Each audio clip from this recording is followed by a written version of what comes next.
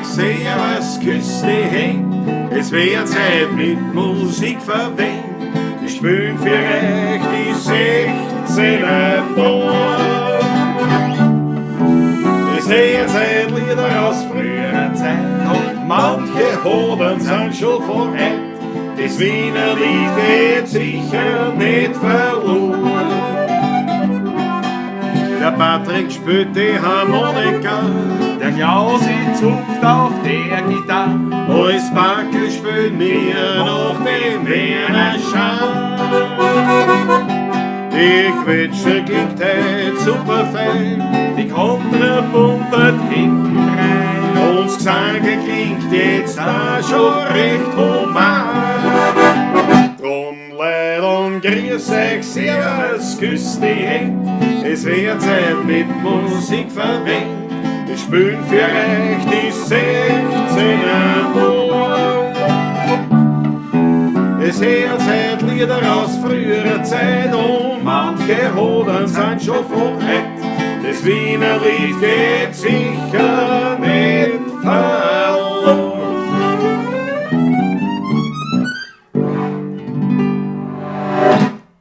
Jawohl, grüß euch Gott, meine Lieben. Heute wieder Pawlatschen vollzählig und gesundet und ich wieder zu Gast in der Klause Klaus im wunderschönen Bad Schönau. Jawohl. Dankeschön, ich fühle mich hier wieder sehr wohl. Sehr gern, aber die Freude wird nur für kurzer Dauer sein, weil du musst heute noch heimfahren. Ich muss leider heute einfach um Termine. 7:30 in der Früh einen wichtigen Termin schon. Ja, Termine, Ist ja so. Termine. soll nichts Schlimmeres passieren.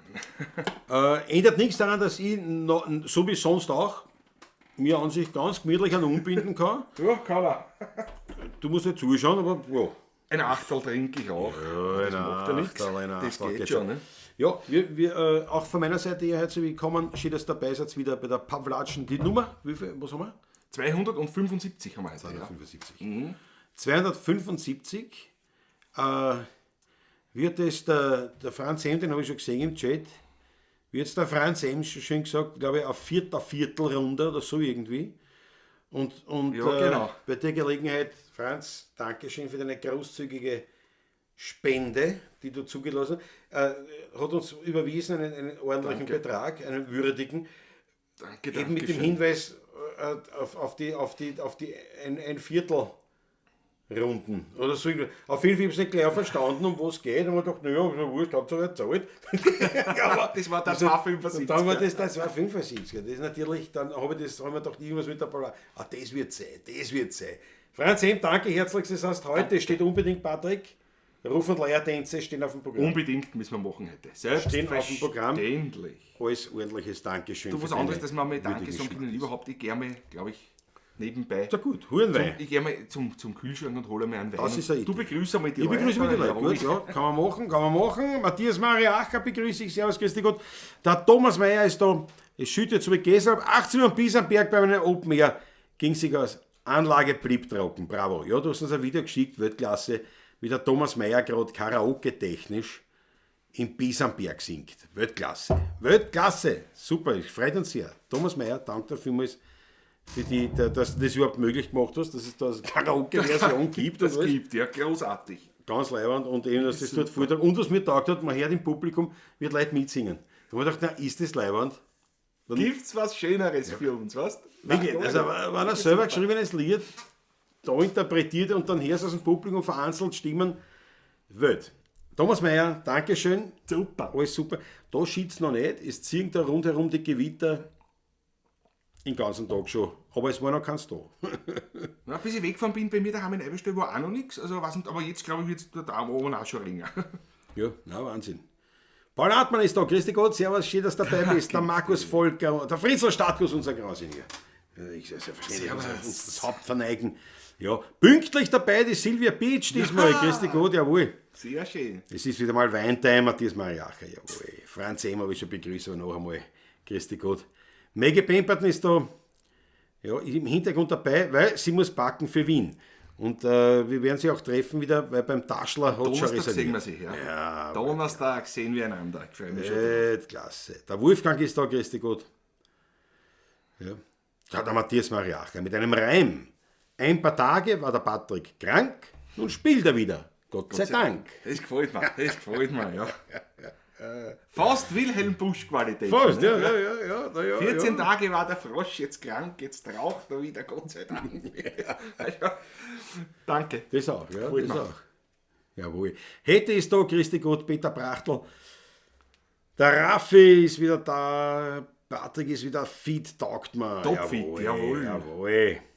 Lukas Macharik, Christi Gott, Lukas. Liebe Grüße. Nach Wülfersdorf oder bist du in Buindorf? Ha! Schreibt er nicht. Das ist ja einer unserer Weinausstatter. Einer der wichtigsten Männer auf dem Erdenrund. Weingut Graf, Adi und Lukas, jawohl.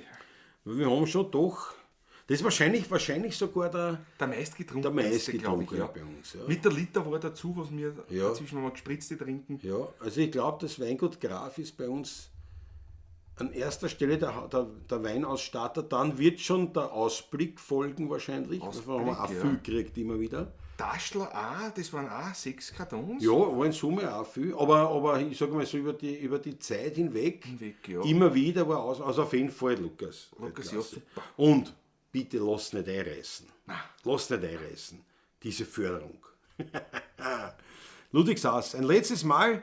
Noch nur kurz dabei, ab nächster Woche fährt die Westbahn wieder und Papa Taxi ist eingestellt. Schön, dass ihr beide wieder gesund seid. Das ist gut. Jawohl. Stimmlich noch ein bisschen angeschlagen, mein Herz. Nicht? Also, Ja gut, aber das stimmt, das wird bei mir Hörst bei dir noch besser. wieder, das ist- sehr ja. Wahnsinn. Landtagsstromer ist da, KTM-Junkie ist da, Ui. jawohl. Der Maba ist am Start, Wolfgang Krurzka, Susanne Moser. Da geht's rund. grüßt euch alle miteinander. So was gedacht, sagt der Franz M. Gerne, danke, der Schiff. Sprachpolizei ist da, jawohl. Servus. Ulrich, grüß euch aus dem angenehm kühlen Ingolstadt. Jawohl. Rudolfo, hast du schon begrüßt auch? Nein, glaub ich Noch nicht? Sicher. Noch nicht. Rudolfo, sehe ich auch der Rudi Korbes ist auch Ja, der Hannes Spießliner ebenfalls mit dabei. Ui, der Blitz draußen. Jawohl, heute keine Probe, Wolfgang, bravo. Also, bravo, aber freiwillig für uns, dass du dabei bist. Dann. Das Blitzen macht uns nicht so viel aus mehr jetzt in der Zwischenzeit wie früher. Nein. Naja, früher hätten wir Könnte ein schon- Internetproblem könnte gehabt, glaube schon ich. Internet- Weil da rundherum wie die Wolken drin hängen. Aber jetzt ist ja das alles wunderbar bei uns gelöst. So, ich bin ja. Ich trinke das Wasser. Ich habe mir's auch gedacht, Na ja, das ist ja mein Fehler. Weißt ja, jetzt, Das ist ja ja. Ich schicke jetzt einen Sonnenhof, haben wir da, Grüner Veltliner Kantal 2021. Haben wir den schon mit unten? Ich glaube ja. Weiß ich nicht. Wo haben wir den her? Ich weiß nicht mehr. Ich denke gerade nach.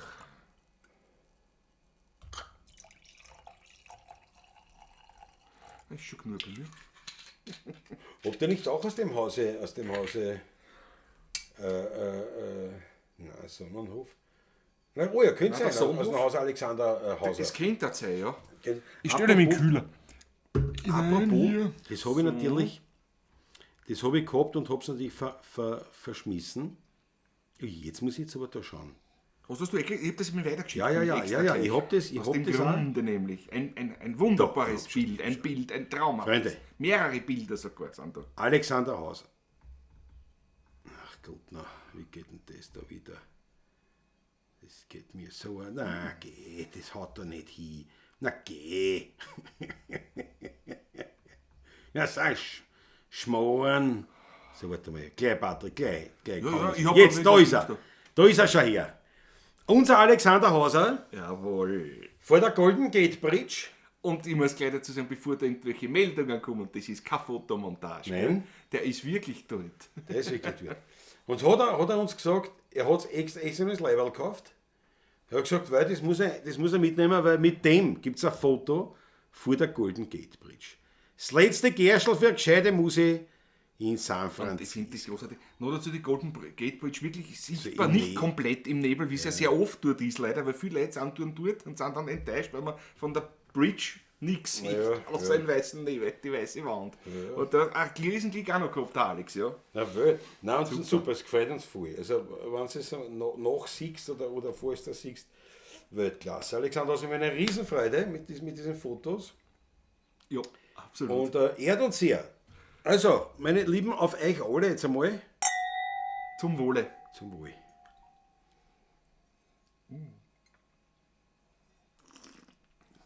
der ist aber gut. Ja, ist sehr gut. Und ich glaube, das ist aus dem Hause Hauser. Da sind aber ein paar drinnen vom Sonnenhof, wenn ich mich gesehen Nein, was den habe ich selber gekauft. Ja, bitte haut eine Achtel für meinen lieben Kollegen und lieben Freund, den Klaus. Eine Weinspende. Ja, na was darum, klar, für meinen 50er habe ich mir gefeiert. so. Habe ich gesagt, nee, weil da wollte ich natürlich nicht unseren Pamlatschen-Wein verbrauchen. Außerdem habe ich nicht gewusst, wie viel verbrauchen. Wie Sie sehen, ich habe nicht wirklich zu viel eingekauft, aber es war schließlich auch der Herr vom Zauner mit dabei. Ne? Ja, bis in die Morgenstunden. Bis in die Morgenstunden. Ja. Und es hat schon viel Wein gekostet. Erfreulicherweise. Und da, genau, den habe ich gekauft. Aber der ist gut. Ja, Schön, der dass ist du in da seid, sondern schön, dass es euch gibt. Prost, Prost. Auf euch, alle. Du, Herr Susanne Moser, hab ich auch gerade ein bisschen Schmattes rüber wachsen lassen. Ich danke dir richtig. Dankeschön. Na, gleich nur einmal. Der nur Schluckerl. Gleich nur einmal.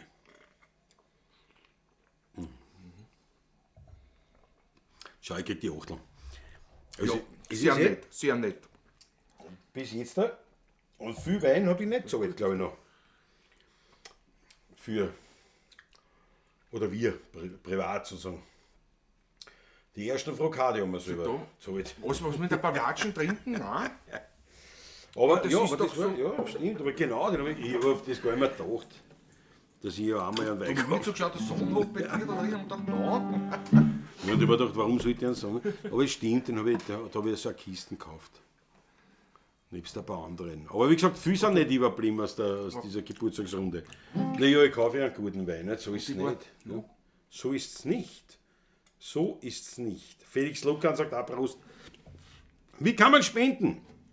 Felix Lukan, eine Frage, die ich wahnsinnig gern beantworte. Du findest am besten deine Varianten, die Möglichkeiten in der Videobeschreibung. Du kannst über PayPal was überweisen. Du kannst einfach eine Überweisung machen, also ganz normal. Aufs Konto, ganz IBAN normal. Und so weiter. Oder via Superchat geht das auch. So ist es. Bei uns da, ja. Das geht dann da so irgendwie. Das weiß ich aber nicht. Es geht, manche machen es, ich kenne mich nicht aus. Und du kannst natürlich Kanalmitglied werden, was uns auch wahnsinnig freuen würde. Als Kanalmitglied unterstützt du uns im Monat mit 4,99 €, sprich du zahlst uns jeden ein Achtel beim Taschler symbolisch. Und kann man natürlich auch immer wieder aussteigen. Es ist also kein Abo mit Es gibt nichts Gefinkeltes und Zwang. keine Falltüren oder sonst was. Da ist nichts eingebaut. Keine Stolperfallen oder was, gar nicht. Überhaupt nicht. Das ist auch die Möglichkeit. Es hat einen Vorteil natürlich, diese Kanalmitgliedschaft. Hat natürlich einen Vorteil, dass der Algorithmus natürlich auch, oder YouTube halt dadurch erfährt, aha, da bauen sie Fans auf, die sind Da tut sie was und die werden gepusht dann einfach mehr, nicht die 16er Bundesliga. Also diese Varianten gibt es und wir freuen uns jetzt schon sehr, egal über welchen Weg du uns was zukommen lässt. Danke dir jetzt schon mal vielmals. Mein Schmattes ist wieder mal untergegangen. Was, wirklich, Wolfgang? Wo, wann? Wo, wann, wie? Der Schmattes ist untergegangen. Das darf nicht sein. Aber wo? Na, wo? Da, ja, ich habe ihn schon. 25 € für euch. Der Jawohl. People. Jawohl. Jawohl, bravo, Sofort Wolfgang. die- Ja, da hoch wird's die sofort. Tassen. Na, sofort. Na, na Gott sei Dank, das darf nicht untergehen. Wolfgang, danke. Du, das ist aber ziemlich Rekord. Wir haben erst ein Lied gespielt, das war das Begrüßungslied. Ja. Und haben schon Haufen Spenden genommen. Also das ist, wenn das so weitergeht, vielleicht Freunde, sollte man weniger spielen. vielleicht sollte man weniger spielen. Vielleicht den falschen Beruf. Ja, wir brauchen ja gar nicht ganz mehr Ja, jetzt hingehen. Wir können nur daheim, das reicht daheim. Da machen wir einen Livestream, da haben wir mal 3-mal die Woche. Ja, das reicht doch für ein gutes Leben. Aber schau, die Susanne Moser sagt das sehr lieb. Muss ich zurückgeben, es ist schön, dass ihr auch da seid. Danke vielmals. Danke dir, danke. Wir freuen uns sehr. Na gut, jetzt werden wir mal gleich musikalisch. Machen wir gleich. Was spielen wir? Was spielen wir zuerst? Oder Was zuerst? Was willst du noch? Nein, weiß nicht. Wenn du zuerst irgendwas? Nein, die Ruf und Leier für Machen wir dann ein bisschen später. Machen wir das hätte ich auch Machen wir es ein gesagt. bisschen später, nicht? Hätte ich auch gesagt. Was schlagst du vor, Patrick? Was schlagst du vor? Herr Doktor, ich fühle mich nicht wohl. Verschreiben's mir, wenn's geht, an Alkohol. Ich brauch halt für mein Kämpferl ein kurz Trepferl. Und für mein krankes Wamperl ein kurz Stamperl. Was sie da alles haben in ihrem Schrank. Die Pulver machen mich erst richtig grau. Drauf sagt der Arzt, ich geb ihnen ja recht. Ein Viertel auf Rezept war gar nicht schlecht. Ja, am Wein auf Krankenschein, das müssen's gehen. Und die Kranken täten wieder gesund allein. Keiner müsste Flascherl heimlich wo verstecken. Ein gutes Trepferl in jede Apotheken. Denn der Wein ist doch die beste Medizin. Und das weiß schon jeder gute Arzt in Wien. Fühlst du dich krank und es verlässt dich deine Kraft, verschreibt er dir sofort den edlen Rebenssaft. Und wird ein Schmerz mir mal zur Qual, dann gehe ich zu meinem Weinregal. Da bin ich dann mein eigener Mediziner, mit einem Traminer oder einem Veltliner. Und bin ich traurig und muss recht viel warnen, dann geh ich zu einem guten Schluck Silvaner.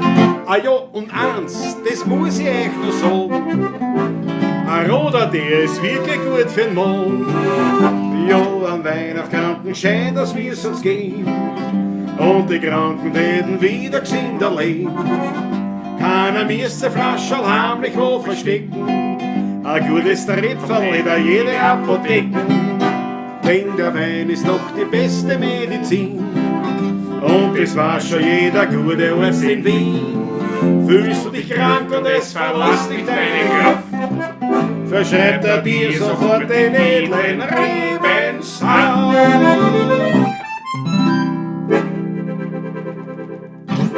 Jawohl.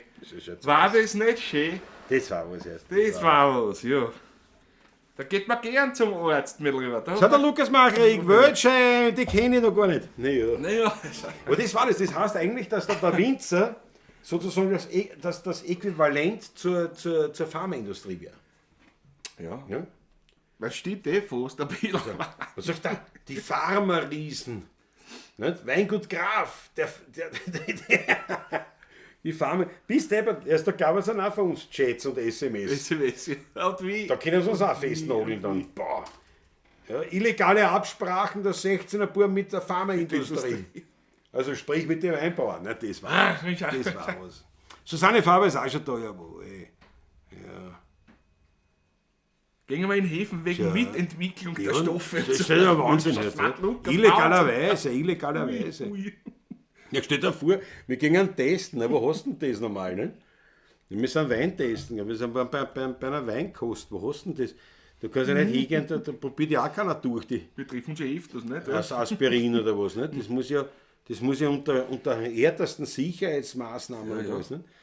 Das mit den Tierversuchen ist auch sehr eingeschränkt in der Zwischenzeit. Naja, den Viechern können wir es eh nicht, wir saufen es eh selber. Das meine ich ja nicht.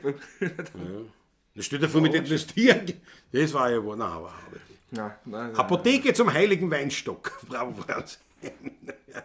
Da ist in Frede gerade eine super Nummer gelungen, muss ich ehrlich sagen. Ja, absolut. Frede echt leibend. Du schaust Sprachpolizei, 25 € eben überwiesen, da ich morgen Geburtstag habe, ihn aber nicht feiere, aber ein paar Achteln könnt ihr mir schicken. Na, das bitte, Sprachpolizei, haut eine Orgie an rote Achteln für den Sprachpolizei, bitte, seid so gut, zu seinem Geburtstag morgen. Jetzt einmal danke für deinen Schmattes, jetzt am Wohl. Und zum Geburtstag gratulieren wir jetzt nicht, weil im Vorfeld gratuliert man nicht. Aber wir spielen Alt-Otterkring für unsere Sprachpolizei.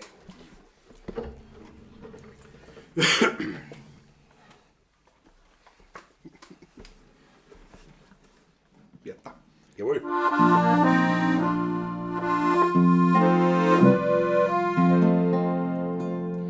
Alt-Otterkring war vor circa 50 Jahren eine Ortschaft mit ganz kleinen Gassen.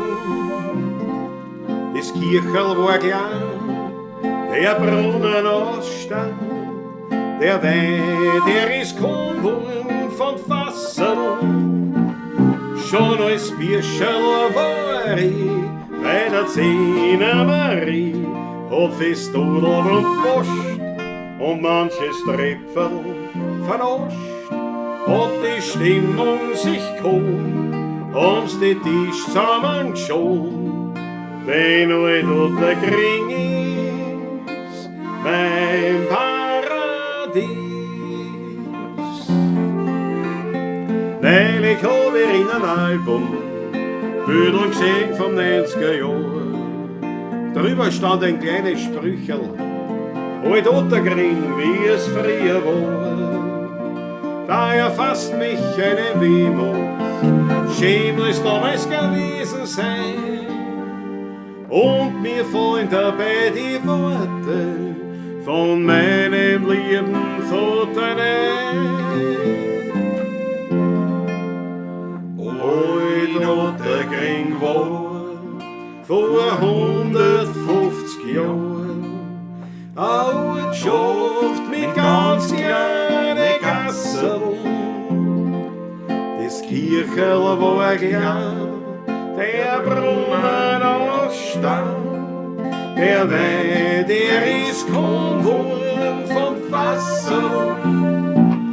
Schon als Bierschel war ich bei der Zehner Marie, hab fest und Post und manches Treffer verarscht. Hat die Stimmung sich geholt, haben's die Tisch zusammengeschoben, denn alt Ottergring ist mein Paradies.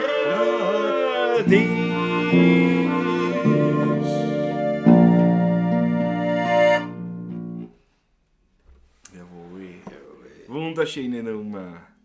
Jawohl. Richard Czapek. Absolut. Alt Ottergring. Absolut. Servus, Daniel Schläge, grüße euch aus Großbritannien. Sondern und da kann man mehr und die 16er Buben. War ein Traum. Ein Traum. Beste Grüße auf die Insel und Ganz natürlich an liebe unseren Grüße, Max. ja. Seid ihr wohl? Ui, das ist schnell ein Wort, das Achtel. Jesus, Na, bitte, ich werde es sofort nachgießen, bitte. ich danke dir recht narrisch. Ich danke dir recht bitteschön. narrisch. So, ja.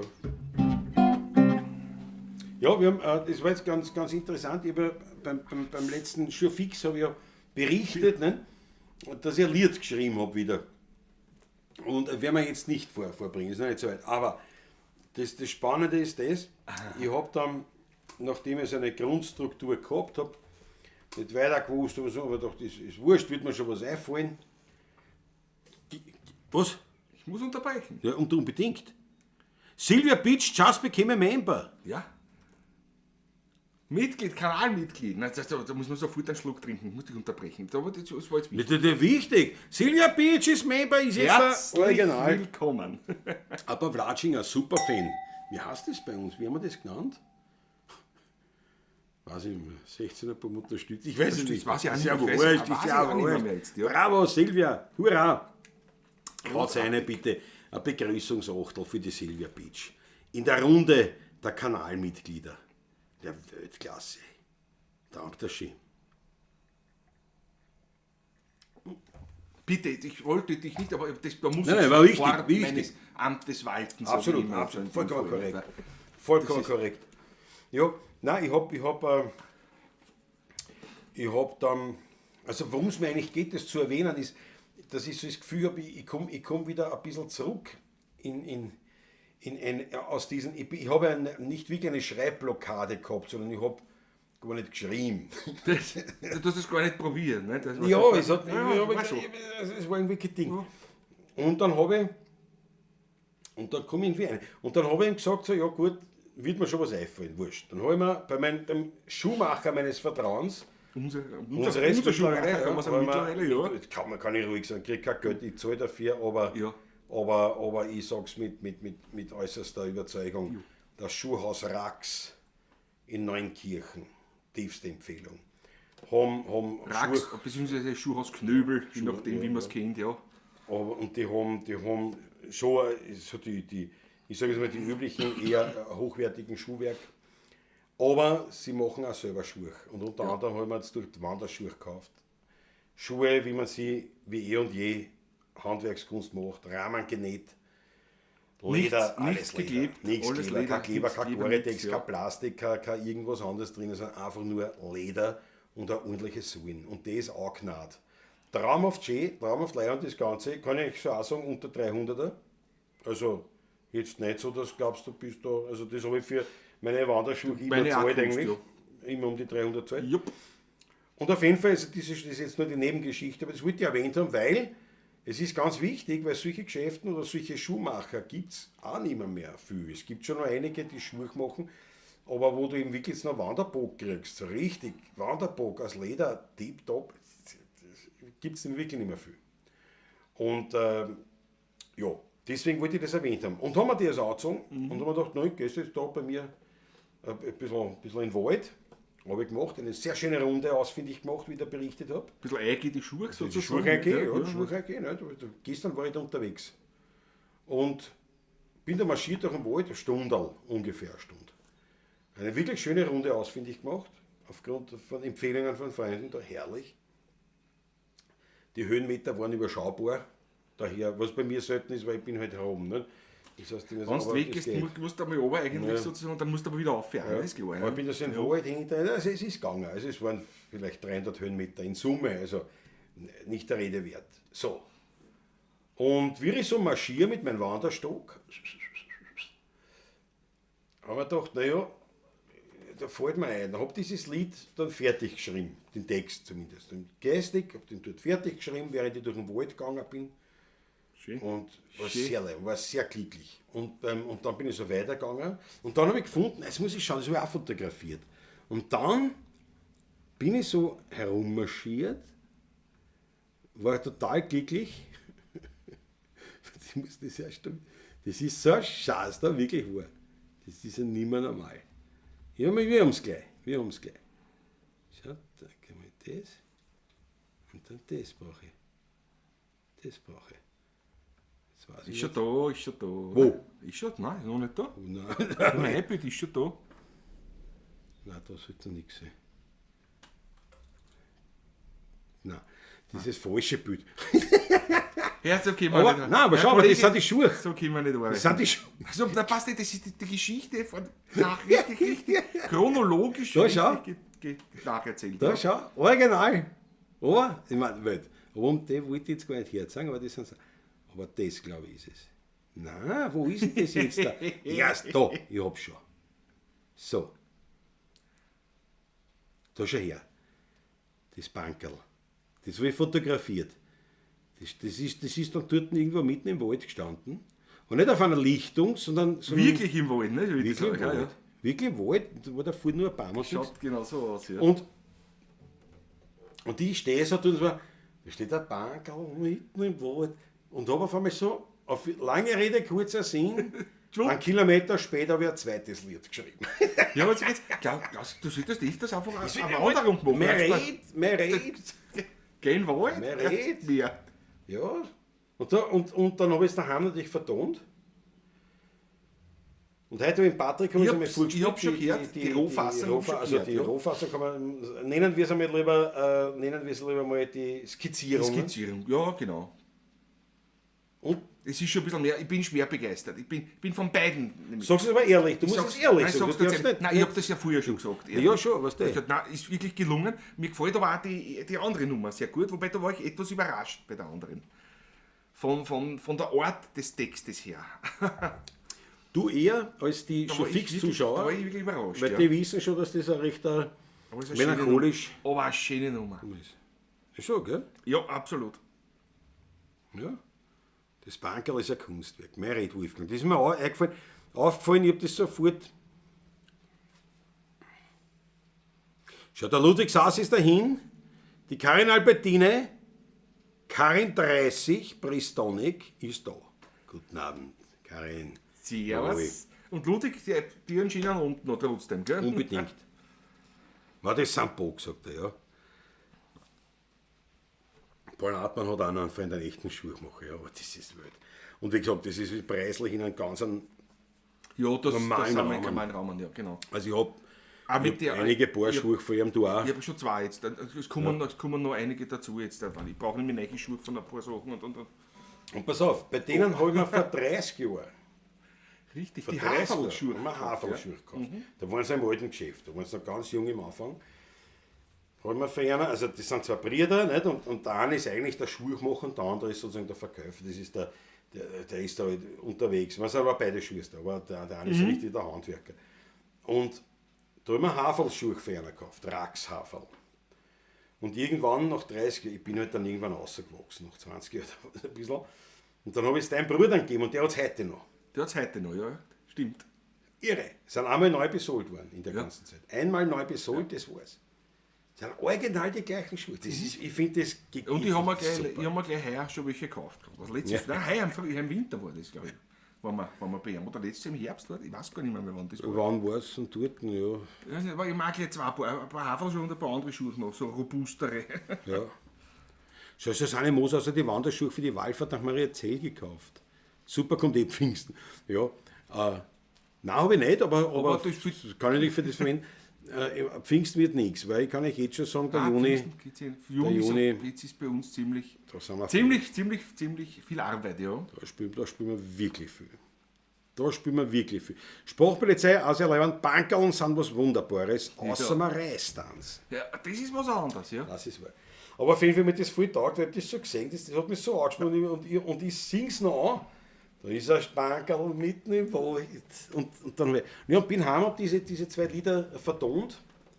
Ja, sehr unzufrieden gewesen, natürlich, wie es so gehört. Sehr unzufrieden. Ein Scheiß, ein Blödsinn. Dann bin ich, was habe ich dann gemacht?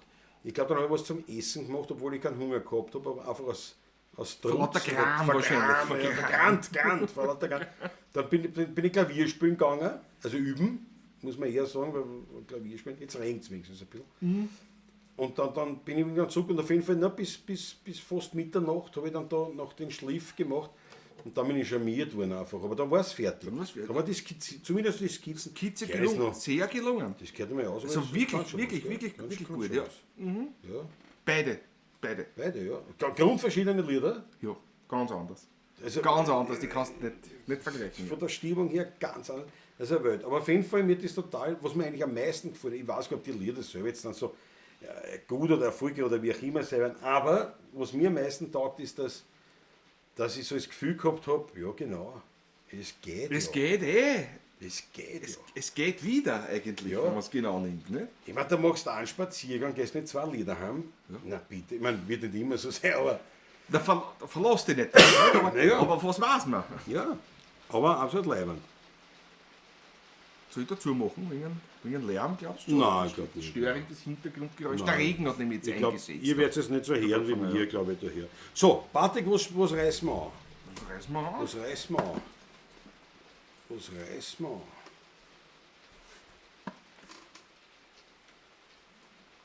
Und wieder Herrgott fragt, weil ich durch den Wald gehe. Ja. Wie geht denn das? Gustav, gell?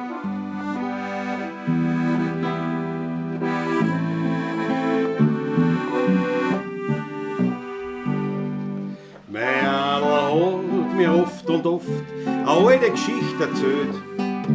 So hat er gesagt, der Herrgott kommt mitunter auf die Welt.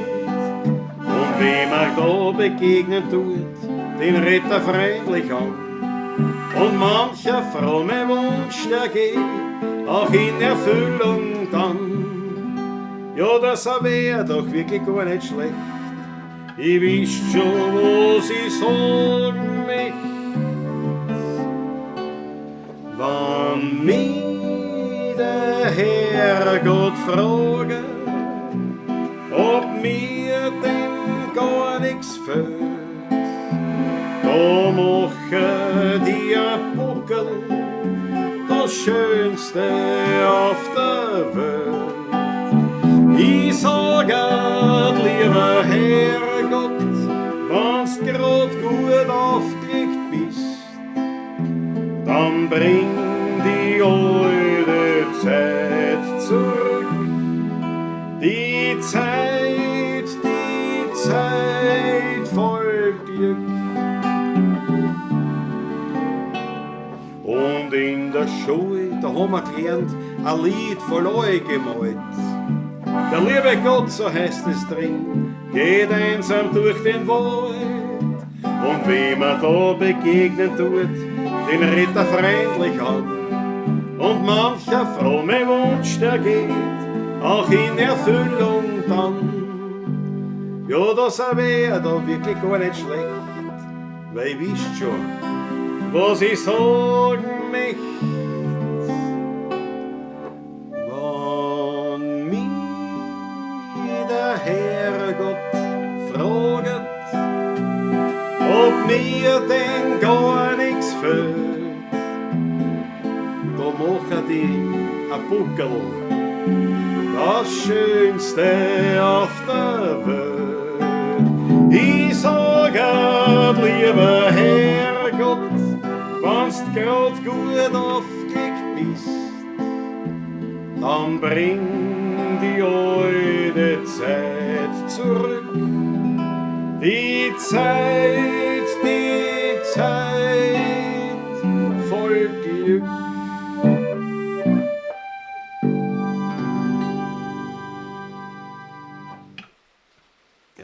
Der passende Nummer dazu jetzt eigentlich. Ja. Eine schöne Nummer finde ich auch, ja. Zu der Geschichte dazu, ja.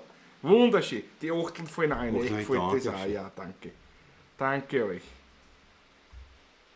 Hannes Spießler, ich meine den Drarer kenne ich. Den haben wir schon lange nicht gespielt, oder? Nicht gespielt, auch, ja. wir schon mal. Ja.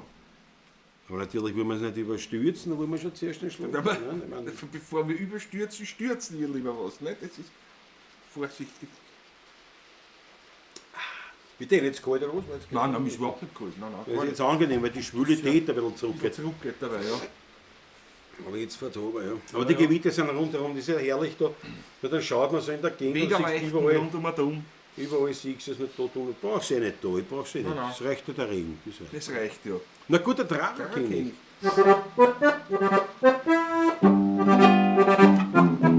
Ich bin in sie müssen mich da kennen. Mir jetzt keiner Herz, das war noch schöner. Ich hab alle Titel, die es noch gibt. Und ich bin überall beliebt. Ich bin der König von den Drahern. Bin ein Hallodri, ganzer Schwager. Ich bin Baron im grünen Kranz.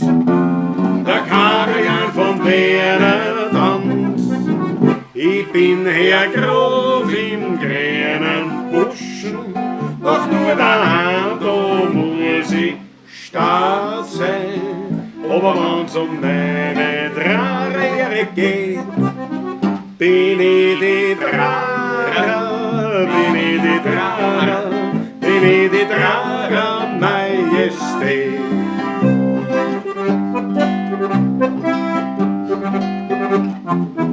Jeder Hauer tut schon auf mich warten, oder rausgesteckt krieg ich gleich meine Karten. Und die Schrammen stehen schon vor der Tür und meine Spätzerln stehen spaliert. Ich bin der König von den Drahrer, bin ein Hallodri, ganzer Schwager. Ich bin Baron im grünen Kranz, der Karian von Werner Tanz. Ich bin Herr Graf im grünen Buschen, doch nur daheim, da muss ich Staub sein. Aber wenn's um meine Drahre geht, bin ich die Drahre, bin ich die Drahre, bin ich die Drahre Majestät. Ballett! Bitte! Hoppa!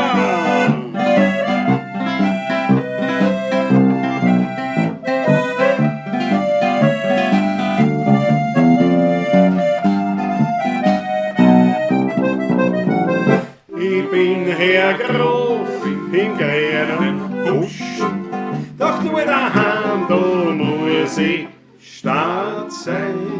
Aber wenn's um deine Drahre geht, bin ich die Drahre, bin ich die Drahre, bin ich die Drahre Majestät. Puff, zack, jawohl! Kurz wart, mein Lieber. Die Nummer, auch ein großartiger Wienerlied-Komponist gewesen. Kurtels Wab, jawohl. Der Korbesrudi hat schon wieder einen Text rein. Ich bin ein Graf von der gesöchten Blunzen. Blunzen. Und wer viel sauft, muss auch viel Ja, wagen. ja, Bravo, bravo. Bin ja kein Weintrinker, das schmeckt mir einfach nicht. Ja, muss ja nicht. Muss ja nicht. Das ist ja, Das ist ja der Wolfgang schreibt Wolfgang schreibt Ist ein kurzes Bier auch lieber. Ja, nein, muss er nicht. Ich bin schon Weintrinker. Wobei ein Bier lasse ich auch nicht aus. Also, wenn's, Ja, so ehrlich ist, ist na gut, wir trinken auch. das kommt immer so auf den Tag drauf an, auf den Guster drauf an. Ne? Das ist, ich trinke beides gern. Ja. Aber sonst eigentlich schon mehr Weintrinker eigentlich. Ja. Mehr, tendierend mehr. Ja. Der Sprachpolizei mit wie mein Adel 20 Jahre von Ferry Gruber. Was ist für ein Lied? Ja, das sagt mir was, Adel, ja. 20 Jahre. Habe ich jetzt aber nicht parat. Das können wir nicht. Da vorhin das Internet gestreikt hat, Foto ist durchgekommen von der Daniela Schlögl. Achso, was schau am Handy, vielleicht irgendwas da. Wildcat, nein, Wein. Ja. Also ich habe nicht. Oh ja. Was hast du? Ja, passt, super. Warte mal, ich will da gleich mehr. Sehr gut, sehr gut. Thomas Mayer hat sich eine, was hat er sich vom Weingut Hummel, hat er sich was eine? Jetzt mache ich aber zu, glaube ich, jetzt wird schon laut. Ich weiß nicht. Nein, jetzt spielen wir die Ruf- und Leiertänze zu den Klängen des Ding, ja. Jetzt ein Blick aus dem Zimmer, dazu die Pavlatschen, was will man mehr? Ui.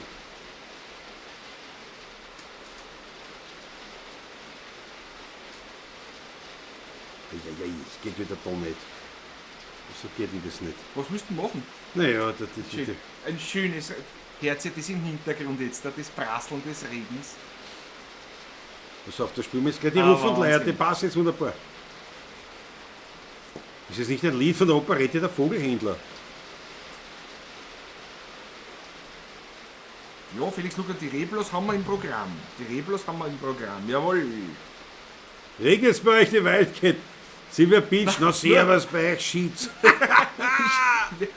Wer lernt vom Regen? Nein, wir haben da die Terrassen, die auf, im Garten offen. Nicht? Also, Ja. Jetzt kommt der Regen schon durch, ja, jetzt hat's gerade. Aber pass auf, aber da passt jetzt. Okay, ich muss zuerst das Foto checken. Freunde, es gibt Prioritäten. Es gibt Prioritäten. So, ich glaube, das bringe ich hin. Das bringe ich hin. X-Teufel. da macht nur nicht irgendein Blödsinn. Weißt? Jetzt haben wir so stabiles Das ist ja, Internet. ja, da, ja, weißt? da geht ja das alles. Nicht, Das dass ist er- der Blick aus dem Zimmer. Daniela Schlegel, Marc Schlegel, schauen da auf sie. Ah, Wahnsinn. Und geben sie die Pavlatschen. Na, ist das Welt? Spitze. Einmalig. Einmalig. Ich höre den Regen und muss wischeln. Und ich glaube es. Ja, die geht schnell. Mach, geh Leibwand. schnell. Es ist Tag, da was da regt, was da für Meldungen kommen. Woher sendet ihr gerade? Felix Lukan, von mir aus der buckligen Welt. Klausi Klaus in Bad Schönau auf 700 Meter. Ja, aber schön, wenn es regnet, leibend. Und es regnet aufs Dach. Ich liebe es, ja, ich mag das auch. Ich sollte reinlaufen, aber naja, wenn du ungeschützt im Regen ausgesetzt bist, ist es blöd. Ja, das macht keinen Spaß natürlich. Ne? Jawohl. So, und da passt Da dazu passt die jetzt Ruf- und dazu. Leiertänze. Speziell Jawohl. heute. Jawohl, Für den Franz. Franz Isabella. Echt 2 Jahre.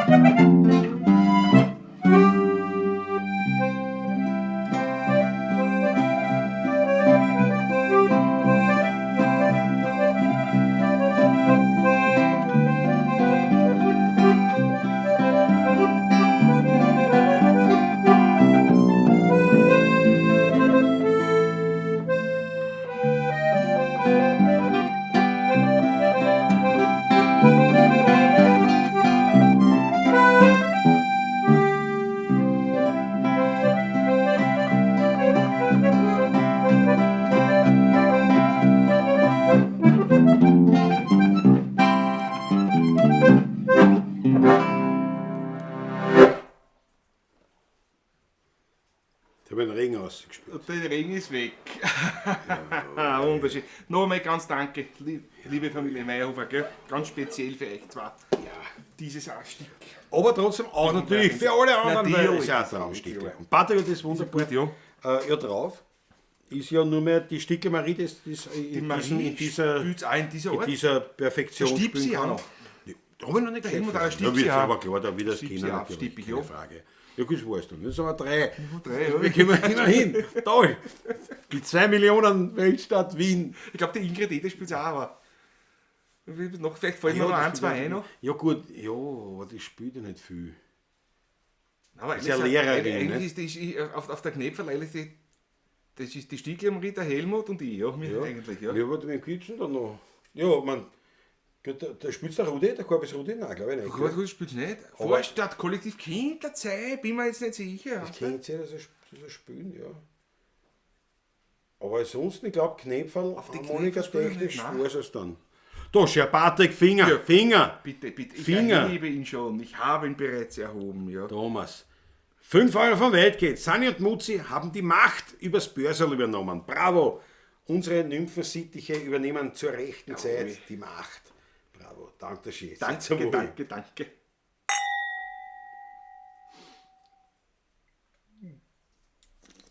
Ich bin froh, dass es heute nicht so warm ist, weil das ist zu immer am ersten.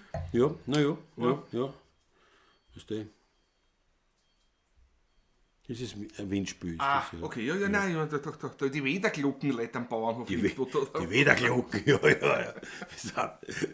Die Weder, so schlimm ist nicht. Dazu stilecht angebotelt Rotgipfel aus Gumpelskirchen, Franz M. Bravo. Jawohl. Bravo. Einmalig. Was habe ich da noch? Sprachpolizei, Tricky Bass. Ja, so Tricky. Naja, aber es sind schon schöne Posten. Ja, sind ein paar, ja. ja, schöne Sachen dabei. Es ist Ah, die alten schwierig. Werner Tanz kennen schon was. Ja, aber es ist wirklich teilweise schwierig, zum Beispiel für mich jetzt ja auch nicht als Nicht-Studierter. Es wird ja bei dir genauso sein, zu definieren für Außenstehende, ist das schwer oder nicht. Ne? Ja, Oder, es oder sind- ist das, könnte es jetzt ein Anfänger spielen? Ich weiß es nicht. Ich kann es ja spielen, ich weiß nicht. Für mich ist es ja einfach. Oder für mich ist Für das gewisse logisch. sind es Oder gewisse für mich Dinge, hat sich ja. das ergeben. Für mich ist das ganz klar. In dem Fall jetzt. Nicht grundsätzlich. Also Rufen ich- Leier, den sie auf der Quetschen bringt, der Aufhänger nicht, Genie. aber musst du ein bisschen was. Du musst ja auf Ja, wahrscheinlich, aber es ist du musst, total du musst das schwierig. Instrument einmal so durchschaut haben, dass die. Dass Ja, die das Finger, musst du sowieso, dass aber- du weißt, dass automatisch rennen die Finger. Aber ich Dann denke geht's, ja. ja, das ist eh klar. Aber ich denke mir jetzt Das- wirklich das zu ist sagen, ist das jetzt da, ist das, ich kann es nicht einschätzen. Ich kann, ja, wenn schreibt Tricky Pass, ja, Ja, alles, was man selber kann, ist nicht schwer. Dann. das ist eben Das schwierig. Das ist aber ich finde das, das ja. echt schwierig, das dann zu sagen. Nicht? Ich tue mir da auch auch schwer, wenn ich dann beim Unterrichten tue, mache mir, aber das sind nicht im selten Anfänger, nicht? Aber am Instrument Anfänger halt, da sind oft schon gute Musiker dabei, nicht? Aber es ist schwierig, ja. Ja, wie Vor allem, denn- es ist auch von Mensch zu Mensch unterschiedlich. Was einem anderen leicht fällt, fällt einem anderen wieder schwer. Oder schwerer. Definitiv. Ich kenn ja viele Musiker, ne? Von verschiedensten Instrumenten. Und da ist auch, selbst in der klassischen Musik unter Geigern oder so, die in Orchestern, in großen Orchestern spielen, tut sich der eine bei dem leichten, der andere beim anderen wieder und dann sagt, das ist aber, Ja, eh. das grennt jetzt nicht so gut. Ne? Ich sage mal, Bei das mir. ist klar. Aber zum Da tue Beispiel, ich mir jetzt schwer. so was im Aussage. Orchester dann untergeht. Ja. Nicht? Also, Aber ich sage mal, das ist ja. eh klar. Sag ich mal, das ist jetzt, ja, also ja, ohne ja, das ja. jetzt zu schmähen, aber was ich jetzt nein. mehr meine ist, wenn dann Leute fragen, du, was ist denn leichter, Knöpfharmonika oder Klavierharmonika? Beides Ich denke, gleich. nein, ich denke, du lernen, wirst glaub sagen, ja, leichter ist eine Knöpfharmonika, weil die kann ich. Von Wie, dem wie her, willst du ja. das sagen? Kontragitarre, ist das schwer? Was das kannst, nicht. Das ist halt, Autofahren, ist das schwer? Es kommt darauf an. Wenn du noch nie gefahren bist bist mit einem du- Schalter, wird es dir schwerer fallen als einen anderen. Ist Kurzfristig. Kurzfristig, Ist das ja, halt bis dann du ganz- bis das kannst. Ja, genau. Bis Oder wenn du einen uralten fahren musst mit einem Zwischengas oder was, ne? Naja, dann. ja, das erste Mal fährst mit so einem alten oder mit einem alten Traktor fährst, Ja. ne? Und das ist halt Zahnrad schwierig. auf Zahnrad, ne? Ja, aber das ist schwierig selber zu definieren ja, dann, ja. von sich aus weg. Weil ich sage, ja, für mich, das ist ja genauso wie das zum Beispiel Talente. Ja? Seine eigenen Talente erkennen. Man kennt ja oft seine eigenen Talente gar nicht, weil es dir ja gar nicht als Talent Nicht bewusst auffällt. ist das überhaupt nicht Weil bewusst. für die ist ja das Alltag, für die ist Gehört klar. dazu. Erst durch die Kommunikation Ja. mit den anderen eigentlich Ja, und das Feedback vom ja, anderen eigentlich, ja. weißt eigentlich, wo dann deine Talente Ja. und deine Stärken sind. Ja. Das musst du eigentlich ist von so. außen kriegen, weil für Nicht von die außen, selber ja. ist ja das. Ne, oft gar nicht erkennbar. Ne? Ich habe das letztens einmal, nicht lesen, schon wieder eine Zeit her, aber da hast du gesagt, ja, weißt du, ich bin ja in einer normalen Familie aufgewachsen und so weiter. Ne? Und dann hat ein Freund gesagt, der meine Mutter dann kennengelernt hat, da habe ich gesagt, ja, klar, für die ist es normal. Aber es ist überhaupt nicht normal. Da habe ich gedacht, naja, so, wird schon stimmen. Weißt du, so, Ja. weißt du, jetzt die Mutter, die Künstlerin, so, für mich, ich bin in einer normalen Familie aufgewachsen, aber logisch, ich kenne ja keine andere, eigentlich. Ne? Und der hat mir gesagt, Das stimmt. und der hat zu mir gesagt, für die mag das ja normal sein, aber so eine Mutter ist nicht normal. Hat aber positiv gemeint. Ja, ne? positiv. Aber, ist aber das. Ja, so irgendwie kommt, ganz sicher sogar. Ja. na schau, vom Hundertsten ins Tausendste kommen da kleine.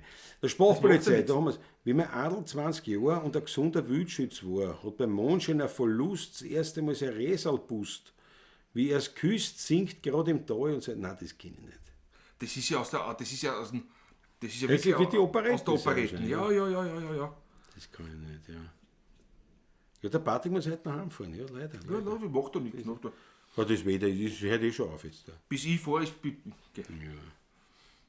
Außerdem, ich bin ein geübter Autofahrer, was das angeht, und mich stört es nicht. Es gibt Schöneres, als wenn du im Regen fährst, klar, aber es gibt viel Schlimmeres, muss ich auch sagen. Ja. Ja, Wolfgang bringt das auch. Es ist eh in jedem Bereich, ne? Auch in der ETV. Er sagt, Linux ist schwer. Ne? Wenn du das kannst, Was das nimmer, kostet, ja. nimmer mehr, ne? Genau so ist es, ja. Ja. Ist schwer einen Wein machen? Nein, kann auch jeder eigentlich. Für wen ja Im nicht, Prinzip einmal, ne?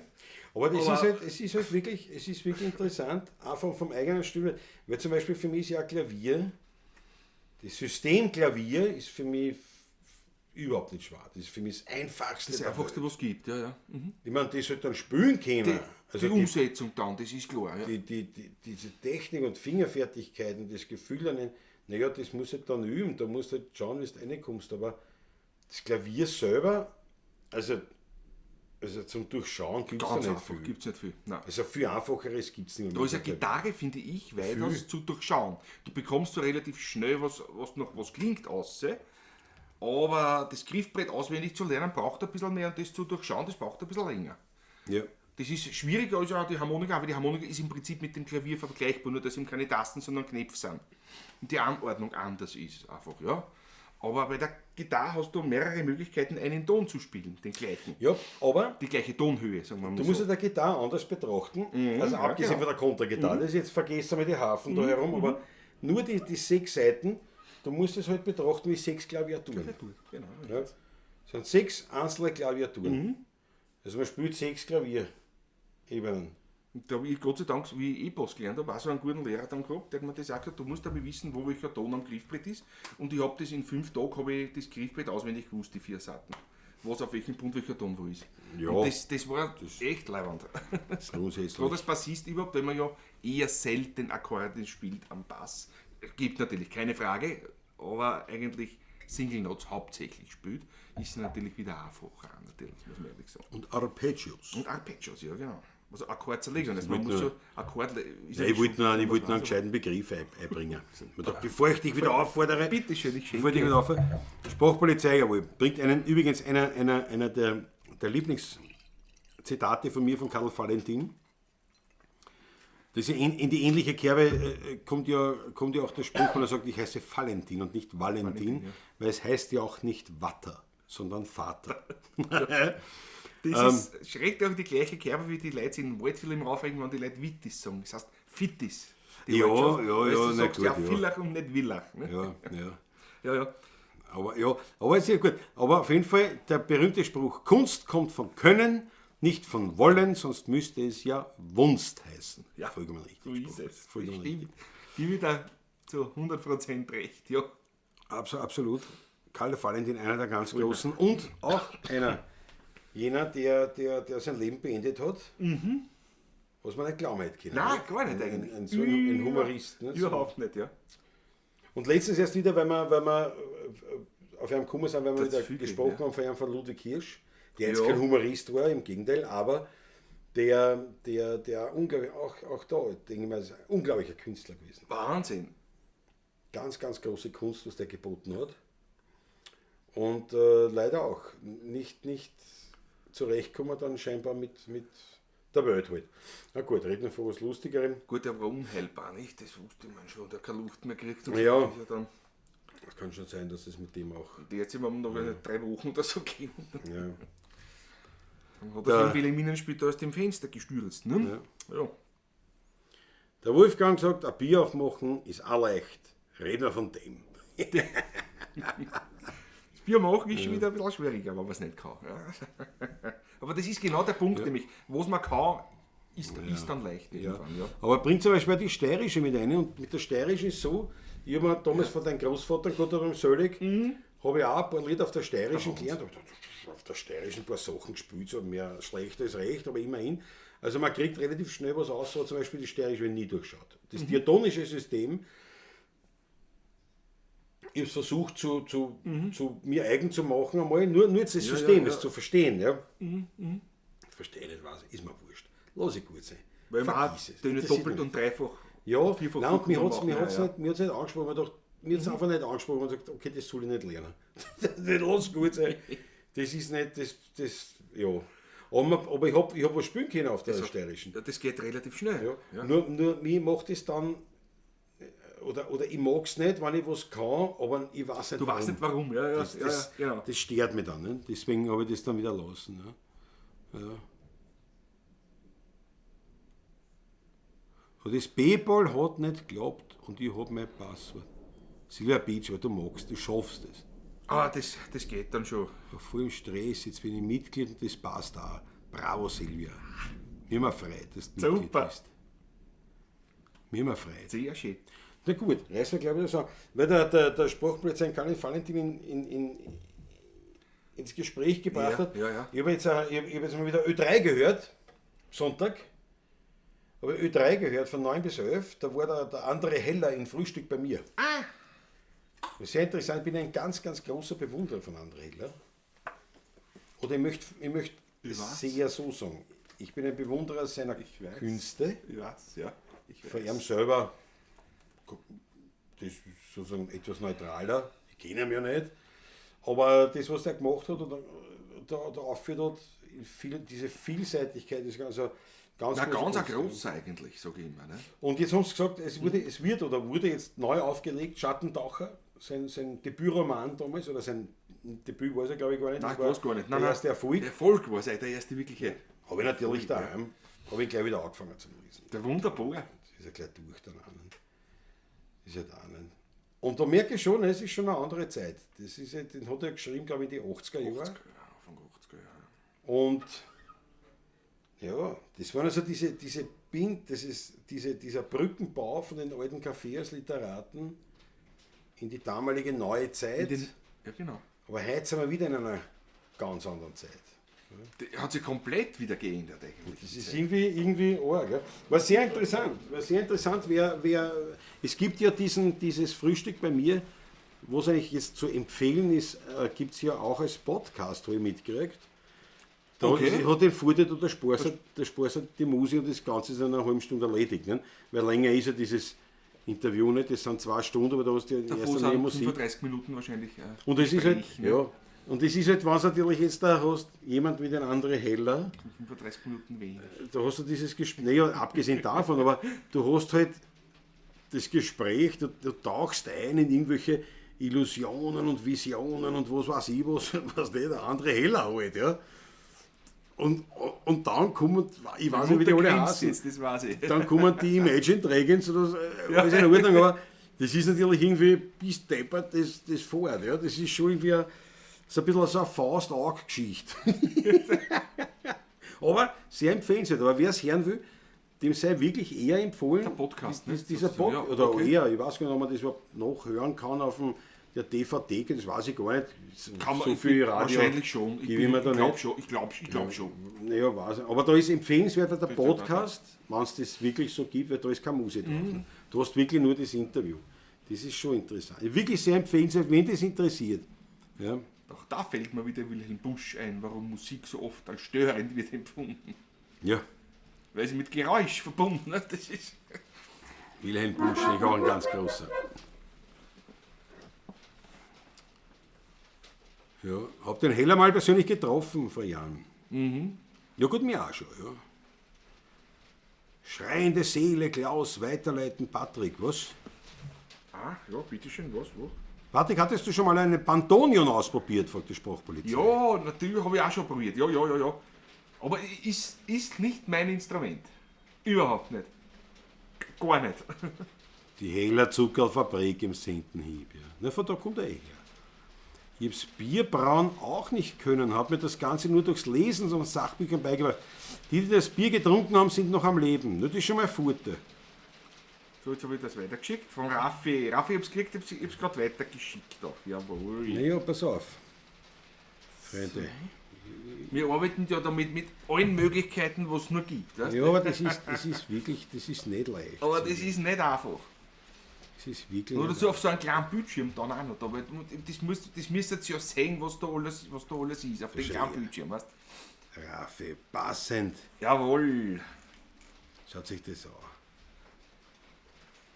Schreiende Seele. Schaut sich das an. Vom Raffi, Weltklasse. Passt jetzt irgendwie zum Heller-Thema, gell? Und Schreiende Seele. Seele, Schrei. Und auch zum Valentin und auch zum Hirsch. Und wenn wir jetzt geredet haben, der Ludwig hat ja auch das Leben selbst beendet. Ne? Weltklasse, Raffi, einmalig. Einmalig. An der Heller, ein Gaukler und Scharlatan, alles zusammengestohlen, Sprachpolizei. So viel gesagt. So ja. viel gesagt, Ja, ja. aber das musst du auch kennen.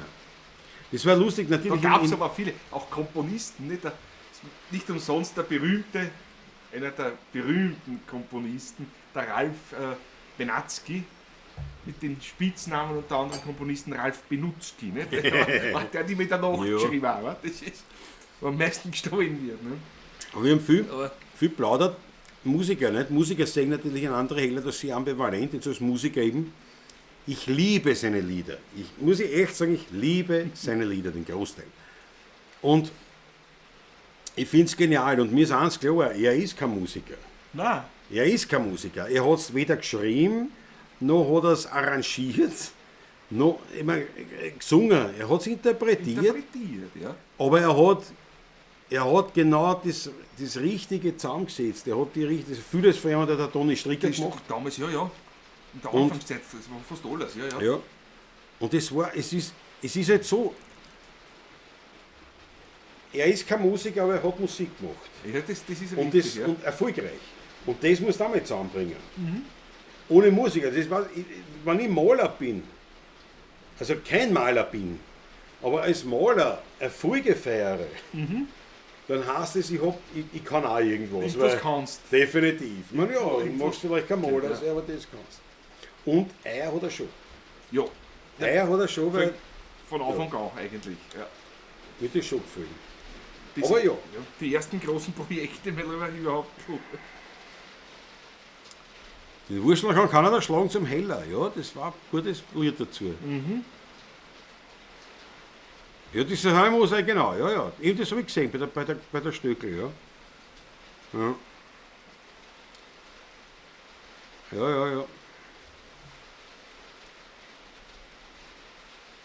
Ja. Der Heller ist ein Poet, ja. Ich meine, wie gesagt, ich glaube, der Heller ist einfach mehr so ein Visionär. Mir gefällt, ich habe seine Biografie gelesen. Die ist ja keine Autobiografie, sondern eine Biografie, die er autorisiert hat. Und da gibt es eine Situation, beschreibt es halt so, nicht? Er liegt am Divan daheim im Haus der Mama. Ja. Ja, es ringt schon wieder, ja, genau. Ja. Und die Mutter sagt, erst willst du nicht was hakeln oder willst du nicht was tun? Was machst du den ganzen Tag? Und er sagt drauf, ich warte darauf, berühmt zu werden. Und da haben wir gedacht, ja, er hat es da Wort. Er hat so wirklich der Wort. Ja. Das ist eigentlich gigantisch. Ja. Das kann auch funktionieren. Das ist schon Wahnsinn. Ja. Das ist schon Wahnsinn. Ja. Schreiende Seele, meine eigene Art. Ja, Raffi hat wieder den Weg gefunden, nicht, über diese Photoshop-Kunst sozusagen. Sprachpolizei. An die Künstler der Wiener Gruppe hat er immer versucht, sich in den 60er Jahren ranzuwanzen. Niemand hat ihn ernst genommen. Ja, da gibt es ja einige so Sachen. Und im Prinzip, Sprachpolizei, ja, du musst ja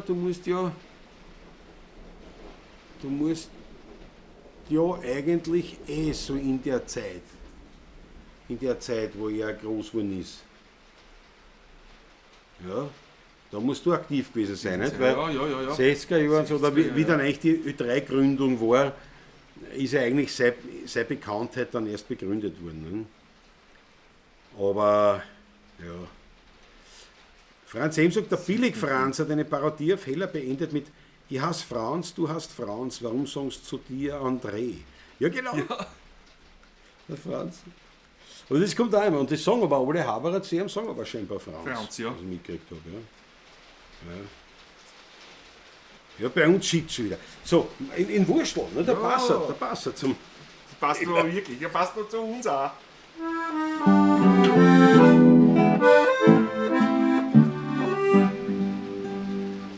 Wie ich glaube, hat mein Vater mich oft geführt ins Kasperltheater. Und mit großen Augen sah Wurstels Lebensweg ich da. Wie seinen Weberl schmächelt, wie sein weiße Hasel streichelt. Dann da schluckt seine Frau. Warum, das weiß ich nicht genau. Das sind bitterböse Geschichten, doch der Wurstel kann sie's richten, der mit Tod und Teufel rafft, bis er die Polizei verhaftet, wird das Krokodil gefährlich, ausgehen tut sich alles herrlich.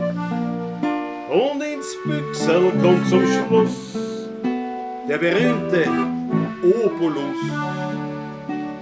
Da sagt mir der Vater, ich will dir fürs Leben einen Rat, den du verstehen wirst, bis du älter wirst gehen. Den Wurstel, mein Lieber, den kann keiner da schlagen. Das kann jedes Kind, was im Bruder wohl so. Und haut ihm der Teufel mit Hammer am Schädel. Dem Wurstelgeschicht nix und der Teufel ist der Wedel. Er wurstelt sich durch und er wurstelt sich raus. Schaut er nachher vielleicht ganz verwurstelt auch aus. Er kann wie der Wiener eine Menge verdrehen, aber eins kann man nicht, den er wurstelt der Schlag. Wieder ging ich in den Prater und suchte wie das Kasperltheater. Doch zerschlagen und verbrannt war mein Kindermärchenland. Als der Abendmond beschienen, sank auf Trümmer und Ruinen und die Uhr schlug Mitternacht. Da ist der Bruder aufgewacht. Wieder hört man Lärm und Krochen, durch die Grotten fährt der Trochen. Riesenradl, Regelspül, oder das Rad sich im Gewühl. Kalafate majestätisch kommt und grüßt ganz gravitätisch. Und es fängt zum Geistern an, wirklich in der Geisterbahn. Da sagt mir der Wurstel, ich bin noch nicht hin, ich bin ewig, so ewig wie mein ewiges Wien. Den Wurstel, mein Lieber, den kann keiner da schlagen. Das kann jedes Kind, was im Bruder war so. Und hat ihm der Teufel mit Hammer am Schädel. Dem Wurstelgeschicht nix und der Teufel ist der Wedel. Ja, er wurstelt sich durch und er wurstelt sich raus. Schaut er nachher vielleicht ganz verwurstelt nach Haus. Er kann wie der Wiener eine Menge vertrauen, aber eins kann man nicht, den er Wurstel, das Schlang. Ja, wo die passt die Nummer? Begleitet. Begleitet vom großen Lärm hier draußen. Weil das kann natürlich eins passieren, dass der Strom natürlich ausfällt. Ja, dann sind wir weg. Nicht? Ja, dann Nein, sind aber wir, der dann sind wir, Akku ist ja da, Aber das Internet ist dann. aber die Kamera ist aus und so. Kamera ist Aber aus, ja. es kommt ja dann darauf an, aber irgendwie wird man dann schauen, also, es wird nicht sein, Es wird nicht sein, aber falls genau er so ist ausfällt, es, ja. geht es nicht gleich auf. Wir werden dann schauen, ob wir wieder einsteigen können, schlimmsten Fall halt dann mit einer neuen, aber es ist eh schon über 10, also wir arbeiten eh schon zum Schluss hin. Was geht schon? Das Lied übrigens besser, so heller, passender als am Anfang gedacht. Weil ich habe ja, dank unseres lieben Sperrgrollands, habe ich ja zu meinen 50er gekriegt, den Originalwurstel von der Urania. Ja, genau. Und dieses Kasperl-Theater hat ja der Heller, nachdem sie ja eingegangen, klar, in Wien, Gerettet. in Wirklich, Wien geht kann ja man alles wirklich- ein, kann man was wirklich sagen, Tradition gerettet, hat. absolut, Weil die ja. Stadt Wien, lass mich Ich mag diesen... jetzt aber dazu, das ist Glaubst schon du laut, wirklich? oder? Glaubst du wirklich? Ist echt Na, zu laut, eh oder? wurscht, Geht's eh? oder? Das Na, bei macht uns wird wurscht. das schon hören, das ist halt, Ja, passt schon. Nebengeräusch, gehört ja Du dazu. redest jetzt schon so laut, wie ich mich auch merkst, du schon. Ja, ich aber hebe das- meine Stimme jetzt schon so laut. beim Aber Reden. das war jetzt eher, weil ich jetzt gerade mir aufgebaut habe, eine Aggression Aggression. auf die Wiener Stadt. Jetzt hast du es zusammengehauen, die ganze Aggression Bitte zum im Arsch. Verzeihen. Na, geh. Da habe ich wieder gut gemacht. Das Hab ich wieder gratuliere. gut gemacht. Das ist Habe ich da gut gemacht. Das ist das Heurigen Tai Chi Deluxe. Wir holen uns wieder an. Nein, aber weil, der weil, Adrian weil, hat das wirklich weil ich gerettet. das quasi nur so nebenbei erwähnen wollte, dass ja die Stadt Wien in der Regel alles, was eine alte Tradition hat und ja. wirklich zur Stadt, die Stadt einzigartig in der Stadt Wien ist, schafft es wirklich nur die Stadt selber Alles zu ruinieren. dermaßen, nicht zum Zaumhauen, sind sie schuld, aber es dermaßen nicht zu retten. Ja, das ist gut. Also selbst wenn es wollen, also mehr ist das dann vielleicht so, dann zahlen wir halt ein bisschen, das soll schon gehen. Also alles, was Tradition ist, habe ich schon oft den Eindruck, Weil es einer wurscht das ist. ist einer wurscht. Ist einer Der wurscht. Politik in Wien ist einer wurscht. Was ich oft nicht verstehe, aber wurscht. Auf jeden Fall hat es dann der Heller irgendwie übernommen. Ich weiß nicht, ob es jetzt nicht da eingegangen ist, trotzdem. Das Kasperl, Ich weiß gar nicht, ob ich es glaube das fast, aber wie auch immer. Jedenfalls habe ich dann vom Sperrgrolland und von der Natascha zu meinen 50er gekriegt, den Original in Wien, im Studio Wien Donaufeld. Steht da? Steht da, der Original. Ich erblicke ihn jedes Mal, ist genau in meiner Blickrichtung, ob man im Regal Ich sitzt. muss ja noch schön, irgendwie muss ich noch drapieren. Das ist, ich muss überhaupt, ich muss das Studio Donaufeld ein bisschen umbauen, glaube ich. Weil ich habe schon so viele Devotionalien oder Ja. Souvenirs, auch von Fans bekommen. Das muss ja, also wie ein Setzkosten quasi, müssen die das ja irgendwie mal... Setzkosten, ja. Ja, ich meine Setzkosten ist, aber Da sind größere drin Ja. auch dabei. Es ist Ja, schwierig eben, im Setzkosten Setzkosten geht geht nicht, sich aber- nicht aus, ja. Wahnsinn. Das ist aber auch so was, das ist eigentlich auch viel aus der Mode gekommen, finde ich. Früher in jede Wohnung, wie wir Kinder waren, wo wir hingekommen sind, ist irgendwann an der Wand Ja. der Setzkosten gekriegt. Aber ist nicht schade drum, Staubfinger. Ein Staubfänger, ja. Ich kann mir vorstellen, ich habe nie einen gehabt, aber bei mir Setzkosten, es war der reine Lurchfänger. Der reine Lurchfänger war das bei mir. Darf ich mir was wünschen, fragt die Silvia, na freilich. Freilich. Das Wetter spielt mit, ja. Es hat viel mitgespielt jetzt da beim. Ja, aber du musst sagen, was du wünschst. Lieber Klaus, lass mich den Papa urlieb grüßen. Was für ein Papa? Nein, nicht, weil der ist schon gestorben. Was meinst du? Was meinst du? Was meinst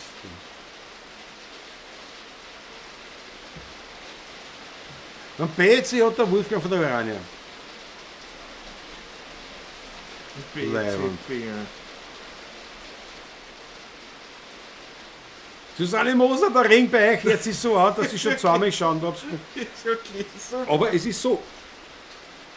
Mir taugt es. Das ist wirklich. Das hat natürlich mit einem professionellen Studio-Dings was nichts, aber Nein, aber es mir ist die taugt Pavlatschen. es. Ja. Im Winter Ja. ist man nachlegen im Ofen. Jetzt haben wir den Ofen, jetzt ist endlich, weil es war so drückend schwül heute schon. Aber verdammt Und schwül. da, jetzt, Ja. und boom, und da schäbert's. Und manchmal blitzt, dass ich mir denke, habe die Und das ist natürlich vom Dach her. Nicht? Das ist klar, Das ja. ist so ein Vortag. Nicht? Das war, früher war es leiser. Das ist- Susanne Faber. Na, warte mal. Ja. Machen wir, 2 machen wir nicht, aber wir machen, pass auf. Silvia Pitsch sagt, den Herrgott als Star, ja, Ja, machen wir. gerne. Machen wir heute noch. Und für die Susanne Faber, machen wir Schoß von der Mama. Machen wir jetzt Schoß von der Mama. Das passt Schoß auch von der irgendwie Mama passt. zu dieser Stimmung da auch irgendwie. Nicht? Mir taugt das. Mir taugt das wirklich. Ich hab's auch gern. Das ist so leibend. Und es war so, bevor ich dieses Terrassendach gemacht habe, hätte man zumachen müssen, Ja. weil da hätte man da das Wasser reingehauen, ne, bei der Tür. Und jetzt da Jetzt da kann man offen lassen. mal Ja. auflassen. Ja. Das ist halt, wenn es blitzt und donnert, ja. Da hört man das halt jetzt. Ja. So.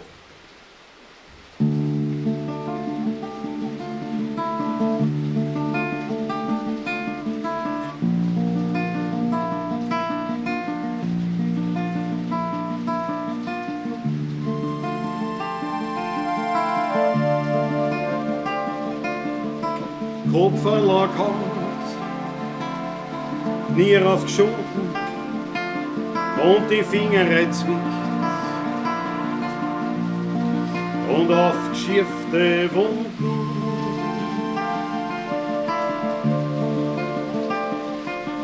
Ob schiefere Zonen oder gar das Handel verbrennt. Als Kind ist mir zur Mama gering, weil auf der Schoß von der Mama wird alles wieder gut. Es gibt nichts mehr, was der will tun. Auf der Schoß von der Mama ist geborgen und beschützt, wo man als Kleiner so gern sitzt. Am Schoß von der Mama.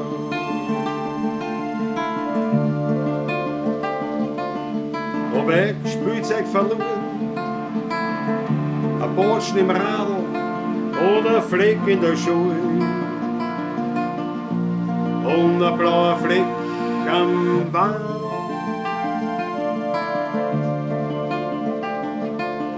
Ob geschossene Schein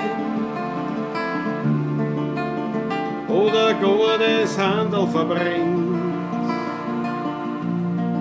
Als Kind ist mir zur Mama gerannt, weil auf der Schoß von der Mama wird alles wieder gut. Es gibt nichts mehr, was der will tun. Auf der Schoß von der Mama ist geborgen und beschützt, wo man als Kleiner so gern sitzt. Am Schoß von der Mama.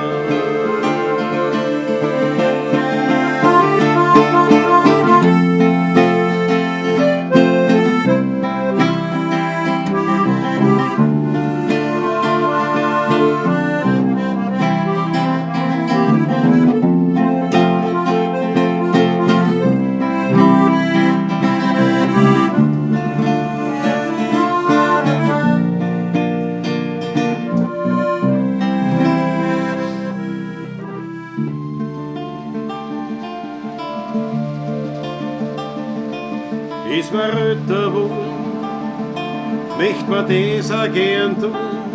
Man kommt zur Mama zu Haus, trinkt Kaffee und redet sie aus.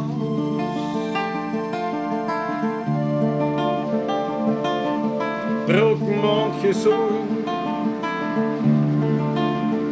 die ja noch so schwer, bei der Mama nimmer mehr.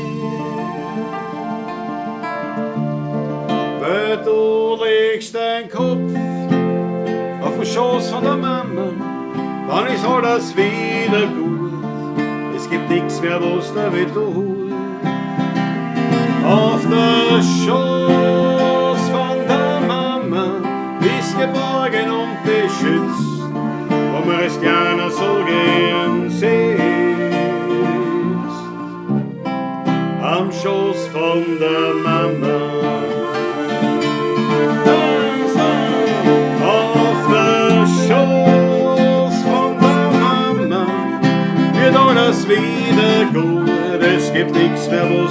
gehen. Auf der Schoß von der Mama bist geborgen und beschützt, und man es gerne so gern sitzt. Am Schoß von der Mama.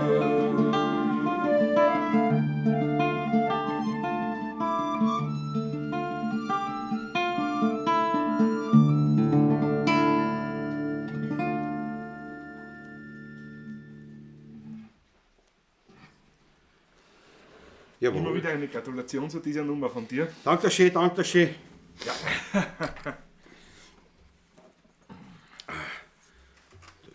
Du schau die Achtel, Dankeschön. Dankeschön. Da voll die Achteln rein, die Spritzerglaseln, die Bierkriegeln. Es ist ein Wahnsinn. Ja. Aber die Nummer hat es wirklich verdient, muss ich sagen. Klaus, wirklich wahr. Dankeschön, Dankeschön. Was sagt der Anne Spiesliner? Habe ich dem Bürgermeister von Burgstall eine E-Mail geschrieben wegen dem Konzert am Kirchenplatz. Leider habe ich noch keine Rückmeldung. Hätte aber schon eine andere Idee. Bravo, Hannes. Es wird schon werden. Super, wird schon werden. Weißt du, gut Was? Ding braucht Ja, noch eine ja. Weile, aber dann wird's was. Und was sei, soll sein. Ja. Hätte ja volle Mamas eine Achtel reingehauen. Ja. Ja, der Wolfgang muss ein Bierverrat auffüllen, ja, das muss man schon. Sprachpolizei, die Spritzerglaseln, jawohl. Übrigens, die Spritzerglaseln sind nur dem Kanalmitglied vorbehalten. Silvia Beach, wenn Sie Spritzerglaseln verwenden müsstest eintippen, Doppelpunkt, Unterstrich, Wein, Doppelpunkt. Oder? Ich glaube. Pah. Doppelpunkt, Unterstrich, Wein, Doppelpunkt. Ja, Susanne Moser sagt, ja, war super. Und der Hannes uns in die Gegend bringen dort. Das war leid. Falsche 50er-Foto noch, das könnte man machen. Ja, das können wir auch machen, ja. Jawohl, Susanne Faber, danke Burschen. Ja, Jawohl. bitte gerne, Susanne.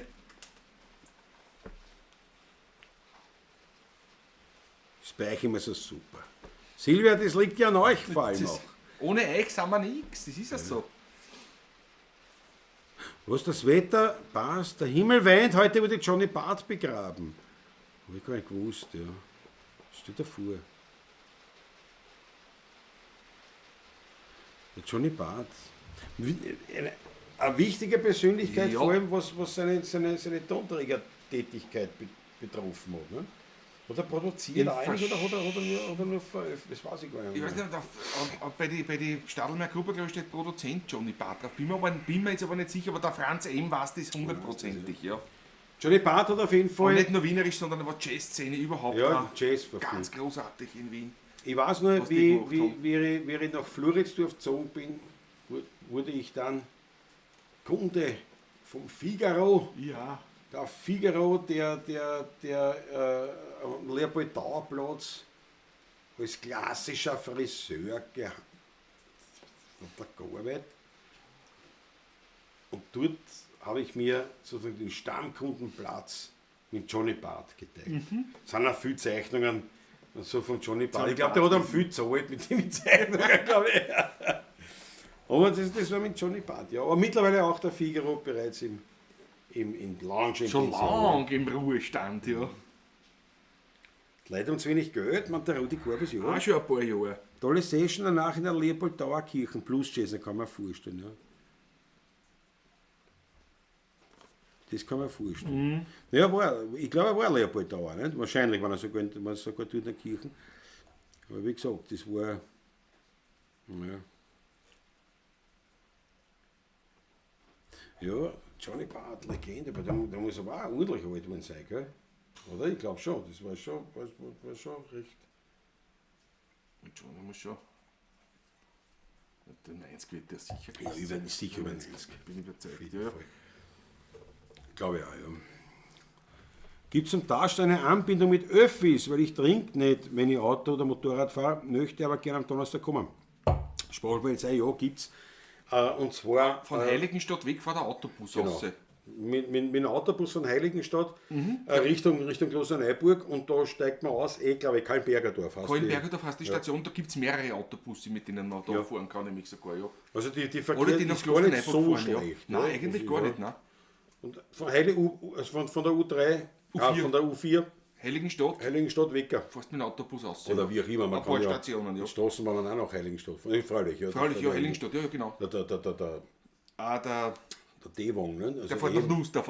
Ja, sogar, ja. genau. Und dort kannst du auch einsteigen in den Autobus. Du kannst nach da Nussdorf kann man- rausfahren. könnte man auch, Dort könnte ja. mein Autobus einsteigen, ja. Könnte man auch. Also so irgendwie, also das gibt's, ja. Das gibt's. Johann Ferdinand Johnny Barth war ein österreichischer Musikproduzent und Labelbetreiber. Wikipedia. Ja, da kommen schon die genauen Beschreibungen. Der Rudi Korbis und Wolfgang, der 400er Bus fährt. Jawohl. Jawohl. 400, Wolfgang sagt es auch. Der Bus 400 fährt bis zur U-Bahn. Ja. Nein, da gibt es Möglichkeiten. Und als Einzelner wirst du schon irgendwie unterkommen. Aber ich weiß, der Taschler ist recht gut ausgebucht. Ja. Also Ohne Anrufen ist immer ein bisschen. riskant, aber Riskant, ja. wenn du allein kommst, wir werden dich schon irgendwo reindrucken. Aber es ist ja, wenn man nicht, wir haben es einmal gehabt, ich glaube das letzte Mal, da war er wirklich übervoll, also da war keine Chance. Nein, Da haben wirklich die Leute die Leute welche sind wieder gekommen, gekommen und die sind wieder gegangen dann, ja. geht nichts. Es ist nicht einmal ein Stehplatz, nichts, Nein. also da hätte es nichts gegeben. Ja. Muss man reservieren, ja, wie gesagt, Sprachbild war halt super, also war schon gut. Ruf an beim Taschler, steht ja auf unserer Homepage, findest du es ruf an und sag, du bist allein, geh, jetzt kannst du mich nur reindrucken. Und allein Ist die Chance kann man es durchaus da, riskieren. Ja, oft, was die reservieren welche für 4 Leute, dann kommen nur 3. Nur 3, ja. Sie irgendwo zu bedrucken. Aber wie gesagt, es geht ja nicht immer. Also ich glaube, das letzte oder vorletzte Mal, hat ein alles, paar Leute weggeschicken. da ist wirklich nicht gegangen. Also, keine Also, Chance da mehr, hast du ja. keine Chance gehabt, dass du sagst, die sind irgendwo, da waren, die waren alle, wie man so beim Parken früher immer gesagt hat, sogar die illegalen Die illegalen, Parkplätze waren alle ja. schon Ja. besetzt. Ne? Also, Was machen wir jetzt eigentlich? die Leute haben zu wenig Geld. Leider nicht Geld oder in falschen 50er. Falscher 50er und in Herger der Stamm auch Ja, nicht der Stamm vergessen. ja. Ich lasse dir frei, Patrick. Ich Fangen lass dir wir frei. mit Leuten und nicht Geld an, oder? Bitteschön.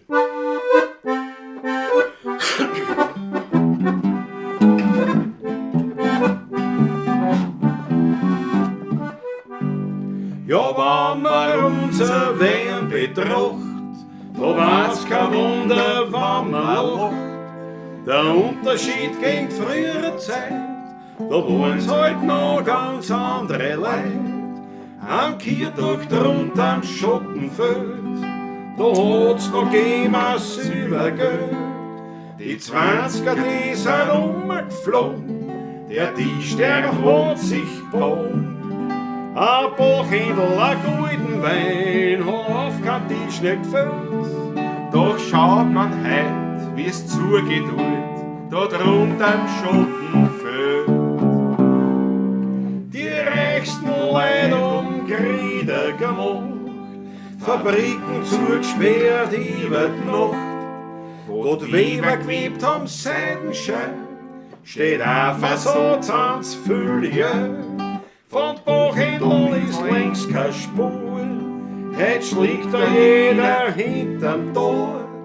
A gesöchte Blunzen, das alles hört, die Leute haben zu wenig Geld. Ja, a Frittis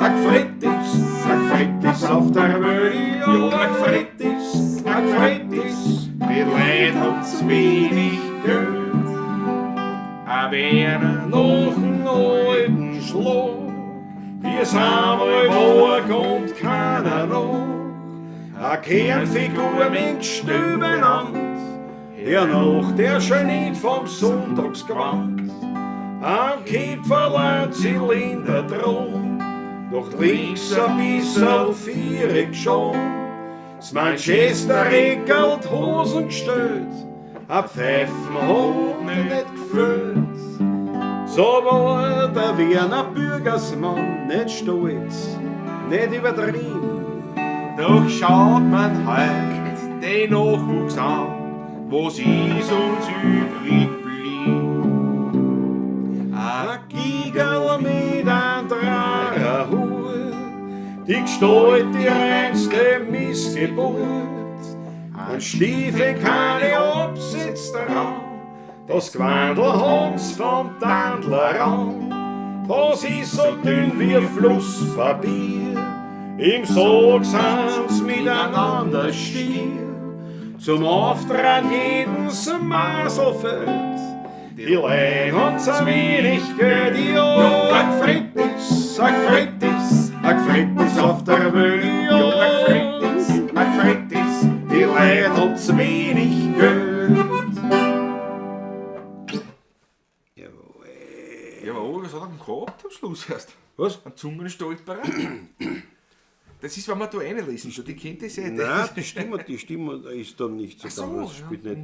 Nie, ne? Die spielt nie mit. Ich weiß nicht, wann ich das letzte Mal.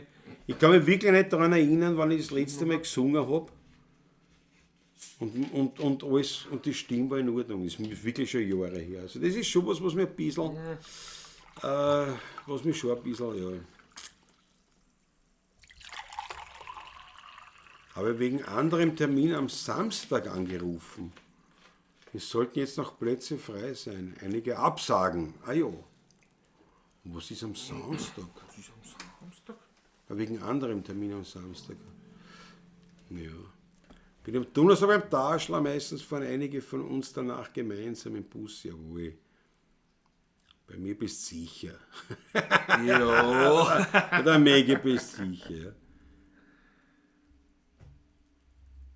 Wenn eine Frau alleine heimkommen muss in 15, das ist mir zweit. Ja. Gut, ja, was das muss ja jeder für sich entscheiden. Das kann ich halt. Für Stereo ist das kein Thema.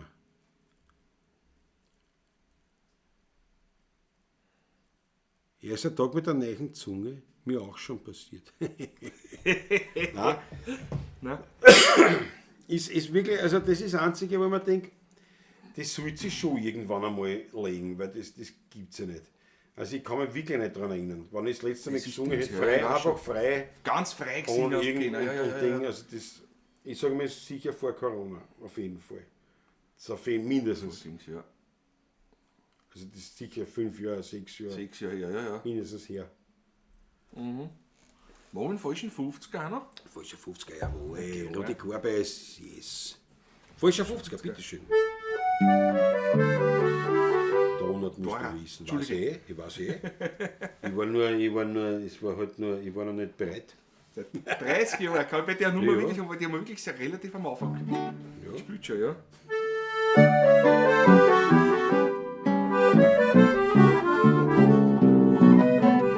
Mein Herz. Mein Freund und ich, wir waren ein sauberes Gespann.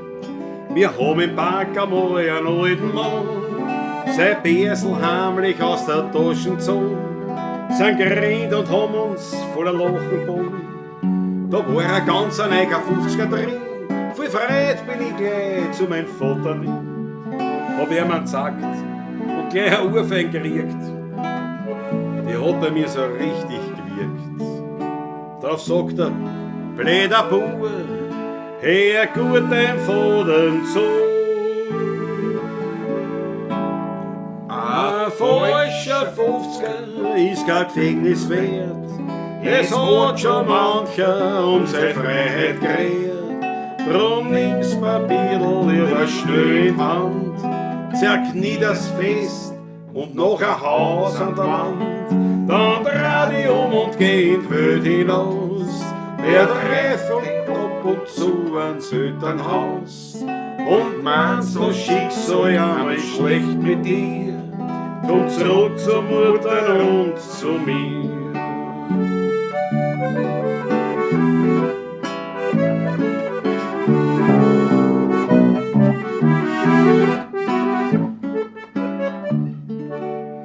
Nach Jahren schrieb ich einen Brief nach Haus. Liebs Mutter, lieber es nimmer ein los. Ich hab ein wunderschönes Madel gehabt. Doch hat ein anderer sie mir weggeschnappt. Ach Mutter, du, ich bring das Luder um und gebe ja meine ganze Freiheit rum. Da kommt im letzten Augenblick ein Brief, der mich noch zur Besinnung rief. Und drin steht, mein lieber Bub, hör deiner Mutter zu. Ein falscher 50er ist kein Gefängnis wert. Es hat schon mancher um seine Freiheit gerät. Drum nimm's Papier lieber schnell in die Hand, zerkniet das Fest und noch ein Haus an der Wand. Wegen so ein Madel ist das Leben nicht aus. Wer trifft den ab und zu ans Hüttenhaus und meinst, das Schicksal ja mal schlecht mit dir, komm zurück zum Vater und zu mir.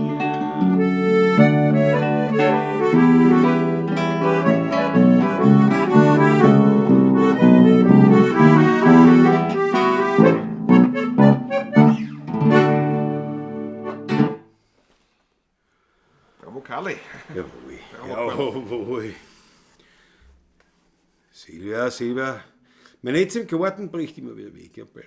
Aber dem Wetter wahrscheinlich auch. Hab so schöne Wochen für dich gut. Jawohl. Wenn nicht spielen, schön war's. Für dich gut. Silvia, bis zum nächsten Mal. Schön, dass du dabei warst. Kannst du ja nachschauen, dann kannst du noch. Oh, allzu lang der Wein nicht überziehen. Aber ein bisschen halt. Ein bisschen haben wir noch. Ein bisschen Wein haben wir noch Wein da in der Flasche. So, da war es auch genug Wein, haben wir heute noch. Man glaubt es kaum. Ja, ich bin zurückgeholt. Weil ich mich zurückgeholt, das ist das. Dankeschön. Mit Zucker, ja.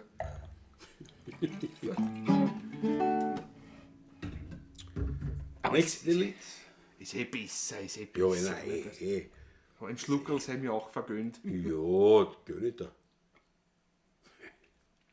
Schluckerl gönn ich da schon. Sagen wir nicht so. Ich hätte auch 8 Lage gönnt, ne? 2, 3, aber ich ist halt 4 ja, die hätte ein paar Putönen, ich habe ja gekauft. Extra wegen mir. Extra wegen dir einen Wein gekauft jetzt da hier. Bei mir sonst kein Ho. Weiß nicht. Na gut, was haben wir als nächstes? Herrgott der Stein. Jetzt schaut die Silvia nicht mehr zu. Jetzt hat sie sich gewünscht. Das macht man trotzdem, das kannst du ja mal nachschauen. Hätten wir vorher spielen müssen. Ja, spielen muss es halt im Nachhinein. Schon der Martin Rex, es ist da aus Nizza, jawohl, Elke und Martin, beste Grüße. Grüß dich, Gott. Nach langer Zeit in Los Angeles bei Enkelin schauen wir endlich wieder euch zu. Nach langer Zeit in Los Angeles, genau. Ja. Bei der schauen wir euch endlich wieder zu aus Nizza, bravo, grüß dich gut. War lustig. Oh nein, Los Angeles, plötzlich der Hauser ist ja gerade in San Francisco, nicht in Los Angeles.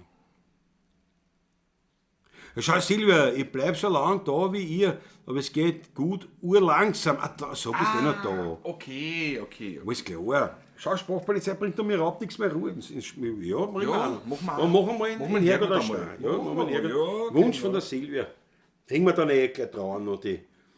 Das wäre eine Kniet. Selbstverständlich. Vielleicht trinkt es Vielleicht trinkt es wieder. Ja. Haben wir wieder schöne Stimmung.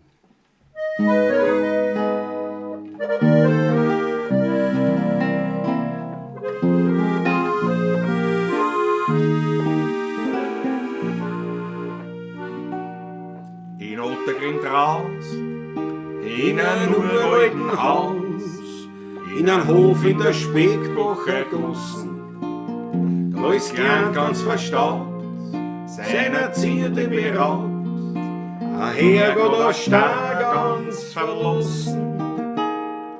Ich habe mich entdeckt und als Kind dort versteckt, mein Kitterl unter meine Stollen, denn die größeren Buben fahren auf die Stollen wie die Norn. Das Kitterl hätten sie mir gestohlen. Herrgott der Stein, du nur allein, hast mich als Bibel verstanden.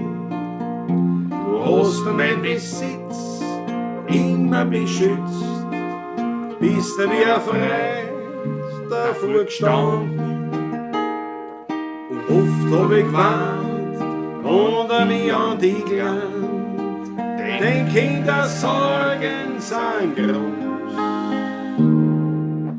Herrgott der Stein, du nur allein, du warst mein einziger Trost. Ja, das ist schon lang her, von dem Haus steht nichts mehr. Und Ottergring hat sich verändert, heute wird überall gebaut oder so jetzt erhaut. Auch die Menschen, die haben sich geändert. Ich fahr öfters noch raus, die meine Mutter wohnt raus. Und wie ich so hingehe zu ihr,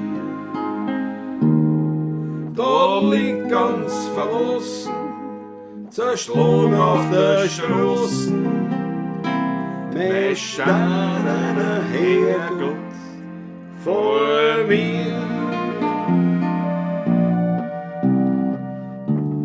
Herrgott, ich glaub mir zwar, haben uns noch rechtzeitig gefunden. Du hast mein Besitz immer beschützt, bin dir als Freund stets verbunden. Ich trau dir heim und bieg dich zusammen, sind deine Schmerzen auch groß. Herrgott aus Stein, du nur aber, du warst mein einziger Trost.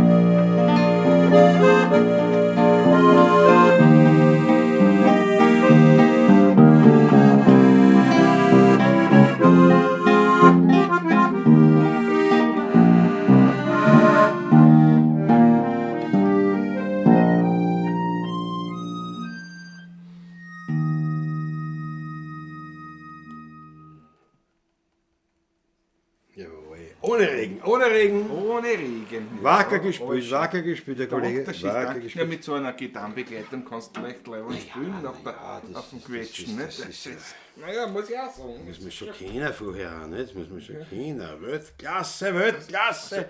Beide, diese Musiker spielen ja auf wunderbaren Instrumenten. Das auch noch dazu, ne? Wieder nicht, ja. Spielen müssen wir schon. Jawohl, jawohl. So. Ja genau, wir haben nichts mehr, ruhen wir noch offen. Ja. Ja. Schau, ich taugt sie, danke euch schön. Danke. Die Achtel von eine. Ja. Besonders schön, wenn sie im Duett singt, sagt die Maggie, danke. Sprachpolizei, Nostalgie, Speckbacher, auch nicht Gossen oder Ackergossen, mein Kindergrätzl, ja. Bei mir ja auch, nicht? Bei mir bin ich in der Hegerleinstraße aufgewachsen. Kindergrätzl von meiner Mutter und von meinem Vater nämlich. Ja. Mein Vater in der Wichtelgasse und meine Mutter in der Speckbacher. Deine Mutter war bei mir, ja. Also bei mir. Also in der Speckbacher Gasse. Leicht zeitverzögert. Ein bisschen. Aber ja, aber das war auch mein Grätzl, nicht? Auch nicht Gossen oder Acker. Oder. Degengassen, nicht? Da war ich. Die Ne? einer dann, der Onkel Wickel, haben in der Anetgassen gewohnt. Außerhalb von der S45, da bei der Römergassen Ja. draußen. In der Anetgassen haben die dort gewohnt. Außerhalb, das ist Ist das innerhalb der Römergassen? Ist schon innerhalb der Vorderlinie? Na, die Römergassen, ich kann mit der Anetgassen nichts tun. Nein, aber in der dort auf der Höhe, wo dann über der Wilhelminenstraße die Römergassen ist, dort diese Höhe war das auch Na, die Römergasse ist eine Parallele zur Wilhelminenstraße. Also Blödsinn, ist die Degengasse. ist die Degengasse. Die Der Römergasse Römer ist die nächste nach der Heigerlein, glaube ich, oder die Ich übernächste. glaube, das wird. Was die? Einen Wiener kennst du sofort, wenn er sehr sagt. Sofort da reisen. Martin Rexes, einfach genial, sagt der Dank, der Ski. Jawohl. Einen Wiener kennst sofort, wenn er Servus sagt. Und im eigenen Bezirk noch einer Gassenfrau. Wenn er schimpft, dass der Wein ihn ums letzte Gerstl bringt und geht drauf seine Vierteln trinkt. Wenn's die Bundeshymne spülen, kennst du am Sackel an. Er steht da und ist ganz stark, weil er den Text nicht kann. Doch bei Schrammen singt er mit, jedes Lied, das ist gewiss. Daran kennst, dass er ein Werner ist. Kurzer Einwurf. Jawohl. Ich muss jetzt zum Hecke, aber das ist Bitte so geht's nass. euch. Der Hecke ist so nass, glaube ich. Glaubst du Ja, schon? ich kenne die ganzen Straßen. Ich habe gesagt, ich kenne es auch, aber nicht, Ich aber kenne nicht in alle, der aber ich richtigen weiß Reihenfolge. die Reihenfolge dann nicht. Weißt? Das ist das Problem. Schau, verzeihen am Samstag, alles Markt, Hans Ecker Trio. Na, Welt. Ja, wir spielen auch bald. Auch im Juni spielen wir mit dem Hans Ecker Trio gemeinsam. Ja, richtig. Jawohl. Find's alles auf unserer Homepage, über Termine und so weiter. Schaut auf unserer Homepage bitte. Ja. Da sind alle Termine jetzt korrekt und alles wieder, alles ergänzt und so weiter. Ist alles wieder gleich da. wieder da. Passt Bin gleich alles, wieder da. alles wunderbar. Wieder, schaut's drauf bitte. Hans Ecker, da spielen wir wieder im Habibi und Haberer, im 3. Bezirk spielen wir da. Da spielen wir, das ist ein Nachmittagskonzert, so ab 16 Uhr ist das, glaube ich, wenn ich mich recht entsinne. Wenn nicht auf der Homepage steht, alles ganz genau, da stehen die Daten richtig nämlich dort.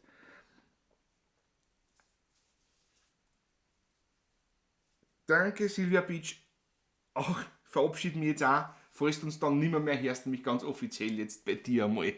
Dann trotzdem einen schönen unten und na vielleicht schaffst du das dass du bis zum Schluss dabei bleibst, nämlich, ne? Am Samstag ist der Allsteinmarkt. Samstag, da haben wir keine Zeit, weil nächsten Samstag ist ja Pfingstwochenende und ich bin ja nächstes Wochenende am Sonntag bereits wieder da beim Klaus in der Klause, weil wir haben nächsten Sonntag gleich ein bisschen Eigenwerbung. Wer Zeit und Lust hat, wir spielen nächsten Sonntag. Uhrzeit weiß ich jetzt nicht auswendig, wieder auf der Homepage, das Kurkonzert da in Botschenau. Das spielen wir schon seit Jahren, zweimal im Jahr spielen wir ein Kurkonzert da. Ist recht nett im Kurpark. Hoffentlich ist es wieder schön, dass es wirklich ein Open Air ist und dass wir nicht irgendwo anders ausweichen müssen oder gar ansagen müssen vielleicht sogar. Sollte das nicht sein. Aber auf das freue ich mich auch schon sehr. Hier in Botschenau nämlich Kurkonzert. Uhrzeit weiß ich jetzt Ich glaube nicht, aber 15 Uhr. Wer einen Sonntagsausflug machen will, Ja. ist eine sicher eine nette Geschichte. Es waren schon einige von den Pavlacisti auch immer wieder da Ja. bei den Kurkonzerten. Es ist eine schöne Geschichte einfach. Ja, ich freue mich auf das. Ein paar haben es mit dem Motorrad fahren verbunden. Wenn gleich, ne? ja, zum Beispiel, ja. Wenn ein schöner Tag ist. Aber es war lustig, weil wir sind da, also wir gehen sicher nachher. Naja, natürlich der legendäre Der Victor Victor ist nicht mehr. ist leider nicht mehr, ja. Beste Café, der war der beste Café in Ostösterreich auf jeden Fall. Ja, muss ich wirklich sagen. Selbst der eigene Rösterei und alles also gehabt und das war wirklich, das war schön. Er hat sonst nicht viel gehabt, also es hat Mehlspeisen gegeben, wenn es gemacht hat von der Oma, das war Von der Oma, ja. ansonsten hat es nur so Imbiss, aber halt Kleine Imbisssachen, aber wurscht. Aber gut gepflegtes Bier auch, muss man ehrlich ja, sagen. na gut, das ist sowieso. Und Also- was er immer gehabt hat, also immer eigentlich was gehabt hat, welche Rum-Spezialitäten oder einer. Ja, gut, ja. Aber Aber leider, was nützt darüber Worte zu verlieren? Ja, es ist nicht gibt ihn leider nicht. also ich hoffe, ich hoffe, er lebt noch nicht, aber das Lokal gibt es das Lokal gibt es nicht mehr. Ne? Was soll er machen? Was soll er machen? Gar nicht klar machen. Naja, mein Gott, ja, aber das ist natürlich. Aber wenn wer Lust hat, einen Tagesausflug da in die bucklige Welt und Und dann die Pavlatschen am nächsten Tag natürlich auch wieder. die Pavlatschen machen wir Aus nicht der da. Klause wieder, natürlich, ja, nein, selbstverständlich. Ja. Ich freue mich schon drauf wieder. Absolut. Wird auf jeden Fall. Wird Das heißt, wir ein haben Autofahrwochenende sein, nicht? Wir am Freitag haben wir ja in der Früh unseren Surefix, auch sehr zu empfehlen, um 9 Uhr bitte, hier auf diesem Kanal. Wenn wir schauen, dass wir um 10 Uhr wirklich Schluss machen. Ich muss nämlich dann meine Frau Mama abholen fahren, nach Wien. Liefer sie bei meinem Bruder ab und fahre nachher geschwind nach Eibestal, weil was haben wir um 12.30 Uhr in Eibestal? Wir treffen uns beim Wirten. Treffen beim Wirten mit dem Roland Sperg, mit dem Polier treffen wir uns um 12.30 Uhr. Vielleicht komme ich 10 Minuten später da was, aber es wird sich ausgehen. Aber, ich meine, aber Programm. es ist aber auch ein überschaubarer Termin. Also es ist jetzt nicht so, dass du sagst, bist deppert. Also wir fahren einfach zum Wirten. Ja. Also, Und also privat, also morgen am Abend bin ich privat ja, kommt auch vor. mit Roland Sperg und mit seiner Frau. Bravo. Das sehen wir uns morgen auch. Also das ist Aber ja, weil kulinarischen Genuss. es wird ja auch gehen, also nicht, wenn sich da privat aussauft, wieder Ja, sondern, so werden wir nicht, ich fahre mit dem Auto. aber nicht So wie du, heute ja, bei mir. ja, weißt du, das ist- aber es wird auch gehen um das Thema, wie heißt das? Fanclub. Fanclub, natürlich, ja genau. Darum, uns treffen. Also darum das ist treffen wir uns ja. Der Nicht? Plan. Das ist Also, der Hauptgrund eigentlich, dass wir uns deswegen ist es. treffen. Mit dem Polier treffen. dann wissen wir mehr. Ich weiß nur so viel, es ist schon irgendwas im Gange und so weiter, weil auch mit Georg Scheurer hat schon Treffen gegeben scheinbar. Ja. Hat schon, weil wir halten uns ja da möglichst Möglichst raus. raus, weil das ist ja nicht unsere Sache, sondern das ist ja die Sache der Fans. Nicht? Also da, Ne? Ja, und vor allem, Mische ich mich was nicht die- rein, ja, nicht? da Aber will ich nicht reinpfuschen. Nicht? Nein, Also, gar nicht, wir, gar wir nicht. stehen nur sozusagen zur Verfügung, dem Fanclub. Aber, da müsst ihr auch spielen, da müsst ihr auch, weißt du, und so halt, nicht? ja, So, da machen wir das nicht. machen wir, ne? Das machen wir. Aber ja, da freue ich mich drauf. Ja, und mich sehr drauf. dann dann ist dann sind wir raus. Und Sonntag dann geht es Sonntag rund. Also kommt der raus, Juni geht Dann rund. geht's dahin, ja. Ich werde sehen, wir haben öffentlich. Sehr viel. Ein Haufen Mit wieder. lustigen Hermann sind wir wieder unterwegs. Mit Hans Ecker Trio gemeinsam, ja. Wir Im wirklich Kaiserziegel einige sind wir Sachen. da wirklich einige Dinge, die Ja. Aber was man natürlich nicht sieht auf der Homepage, wir sind dazwischen, spielen wir auch. Also ich muss jetzt wirklich auf Holz es ist, klopfen. ja, Ein schönes Monat, aber es wird auch ein anstrengendes Monat, weil wir spielen wirklich viel. Ich habe es nicht zusammengezählt wie oft, aber es ist schon. Also, man soll sich nicht beschweren, dass man zu viel spielt, um Himmels Willen.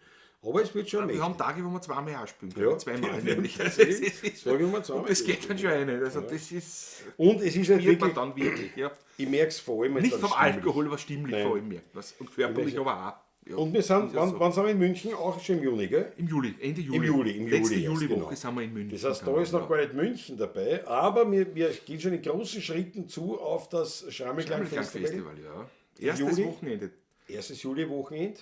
4., 5., 6., so, glaube ich. ja. Freitag, Samstag, Sonntag wieder. Wird auch wieder mächtig. Wird mächtig und wird schön. Wir haben schon ein bisschen vorgekostet vor 2 Wochen, So ist es. wenn wir in Litschow waren. Haben wir mit 10 schon geplaudert, haben wir ja schon gespielt. Ich freue mich schon sehr drauf wieder. Absolut. Wird schön. Ist immer eine leibende Geschichte. Wir freuen uns, der Ackerl, unser Iron Acker, wird mit dabei sein wieder. Mit Kamera, Und das heißt, es wird auch wieder mit Filmmaterial. Kameras, so Kameras, kann man sozusagen. sagen, ja. Es wird wieder Filmmaterial geben vom Fotomaterial, von Filmmaterial. Richa, Ja. von unserem Festival. Ich hoffe, dass das stimmt. Aber gut, ich habe ja diese mörderischen Cortisonpulverl im Gepäck, aber ich will es halt nicht verwenden. Vielleicht brauche ich eins dann zur Not. hoffentlich Nein, ich darf das nicht nehmen. Das geht bei mir nicht aus, leider. Das ist, also ich nehme es, ja. nein, Ich habe es bis jetzt noch nicht genommen. Der Arzt hat mir es verschrieben und gesagt, pass auf, da hast du das, also ich glaube 5 Stück sind da drinnen oder was. Sagt, die hast du eingesteckt. Und wenn es so ist, dass du das brauchst, dass du sagst, das ist keine Stimme. Also ich singe mit jeder Stimme, auch wenn es nicht da ist, singe. Es ist nur wirklich zu verwenden, wenn keine Stimme da ist, aber ich brauche eine. Ich sage, dann geht's. Weil der Punkt ist der, gesagt, das ist so ein starkes Cortison, der Stimm wird wie Kleckerl sein und alles wird super sein, nur der Leber der Leber hat gerade einen Tritt von einem Pferd reingekriegt, so ungefähr. Also wie auch immer, das ist damals. Wir gehen nicht wir gehen vom Positiven. Von andere Sachen, ja. Auf jeden Fall sind wir voll dabei und wir freuen uns wahnsinnig, dass wir sehr viel zu tun haben im Juni. Auch der Juli ist sehr stark. Und wie gesagt, es soll nichts Schlimmeres sein, als dass wir viel zu tun spielen haben. und viel zu tun haben. Ja, genau, so ist es, ja. Gibt es noch Lieder? Sicher, wir hören noch nicht klar, gibt's drauf. Ja. Sicher, schwimmen wir noch eins. Hab noch immer keine Rückmeldung vom Pavlacisti Club, Rudi Korbes. Merkt er das? Kannst du nur einen kleinen Roland sagen. Ich habe in Roland das schon gesagt. Das ist interessant, aber das ist alles im Werden. Weißt? Es gibt ja noch keine Mitgliedschaft in dem Sinn. Richtig. Mir raubt nichts mehr Ruhe. Ja, Sprachpolizei nicht vergessen. Ja, jetzt habe ich mir mehr eine angeraucht. Weißt? Wie ist mit dem Kochen beim Klaus in der Klause? Du, heute hab ich wieder mit meinem Raketenofen mein Mittagessen gemacht.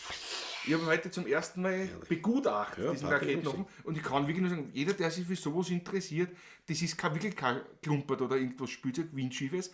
Das ist massiv, das drum ist, Massives Blech. das kann was, ja. Bin beeindruckt, ja. Wie ich ihn dann echt in Natura da stehen gesehen habe von mir. Der ist leibend, ja. Paul Artmann ist dahin. Vielen Dank, melde mich morgen via Mail. Jawohl. Jawohl, gerne. Gute Nacht, gute Fahrt für den Patrick. Danke Schön, dass du dir. dabei warst wieder. So. Na gut, ja. Nämlich kochen wir ein Glas in der Klause. Ja.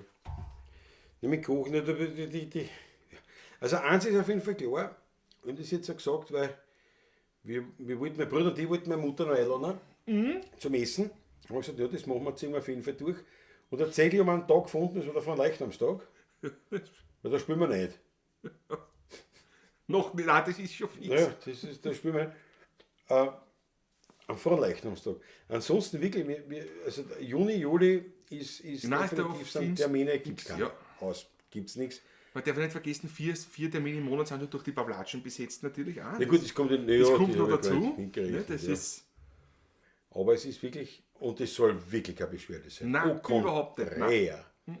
Au contraire, es heißt nur, ich merke das also wirklich im privaten Bereich, da muss man jetzt ein bisschen vorsichtiger sein. Und Ja, das ja. ist aber wirklich so, dass das eine ist oder andere so. gekommen ist, was Kassen hat, also eigentlich auch sogar beruflich, ja, wo einer gesagt hat, pass auf, da sollte man uns zusammenreden. Da brauchen wir einen Termin, und ich gesagt, ja, nicht im Sommer. das geht ist sich, einfach voll. das geht sich Da nicht geht wirklich aus, ja. Da geht nichts. Und ich musste schon Termine auch absagen, Ja. anfragen, weil wieder an einem Oh, es Tag. ist ja jetzt was. Aber das, ja, jetzt ist es wieder so, ja, muss man sagen, ja. Das ist ja jetzt. Ja, stimmt, das war also früher noch viel mehr, aber ja, hat sich alles geht ja seit Corona. Aber ich muss echt wirklich ganz ehrlich sagen, wir haben vor Corona schon viel zu viel gemacht. Das war zu viel eigentlich, ja. Das war zu Also viel. das war dann schon eine gute Bremsen, die uns sozusagen das Universum automatisch geschickt hat. Und gesagt, aber vom Gas.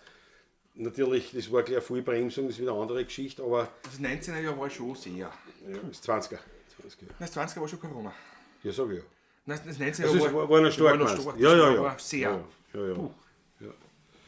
Es gibt Kochen mit Silvia. Bewirb dich mit Kochen mit Klause. Rudi Korbes. Da habe ich schon lange nichts mehr gekocht. Ja, ja ich meine,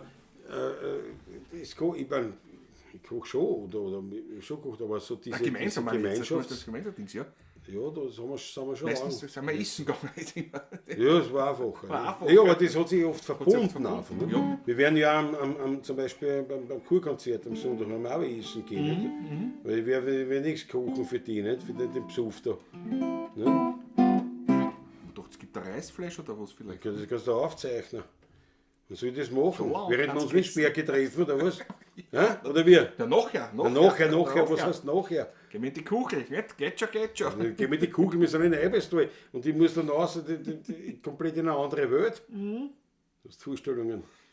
Und es wird am Montag nicht anders sein, wenn wir wieder zum Wirten gehen. So, aber uns raubt nichts mehr Ruhe. So schaut's aus. Du kannst ausrauchen, gemütlich eigentlich auch nicht. Dann gehen wir Was zum da so, Nachher. das ist so wie früher, Das weißt? geht wie früher. Die Cheek muss in Aschenbecher verglühen. Das geht aber, die geht gleich aus, wie es zeigen. Das war die Räucherstäbchen unserer Art halt. Gefällt, der. Das war wirklich. Ich bin dem Patrick noch Krautfleisch schuldig, sagt der Wolfgang. Ja, das stimmt. Ja, aber wieso nur im Patrick? Das muss ich jetzt aber auch hinterfragen. Wieso im Patrick?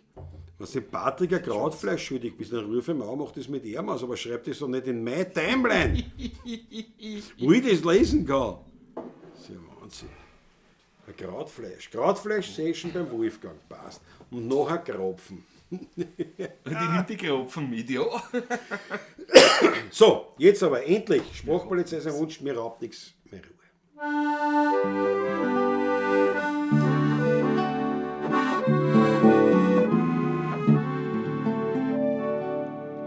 Dass der Menschen selten zufrieden sind, gern resonieren und jammern dann, dass dies und das nicht ganz so ist, wie sie's gern hätten, das ist gewiss. Da ist er wie der, man nix da spart, ein echter Werner, anderer Ort. Er nimmt wie es kommt, kennt kein Verzahl. Und dort phlegmatisch so. Mir hat er nix mehr Ruhe, das macht er mehr Hamur. Ich kenn kein traurig sein, trinkst du mein Glasl Wein und klopft an und wann versucht bei mir an. Da sendet nicht mein Sinn, ja, ich bleibe wie ich bin. Im Leben da ist schon einmal so, zuerst noch recht gesund und lebensfroh, trifft an das Unglück über die Nacht, das einen verdrossen und ganz mürrisch macht. Der echte Werner, wie schon gesagt, mit Gleichmut jedes Leid ertragt, denn der Hamur, der bleibt ihm treu, drum sagt er stets aufs Neue. Mir raubt er nix mehr Ruhe, das macht er mein Hamur. Ich kenn kein traurig sein, trinkst du mein Glasl Wein und klopft an und an, versucht bei mir an. Da sendet er nicht mein Sinn, ja, ich bleibe wie ich bin.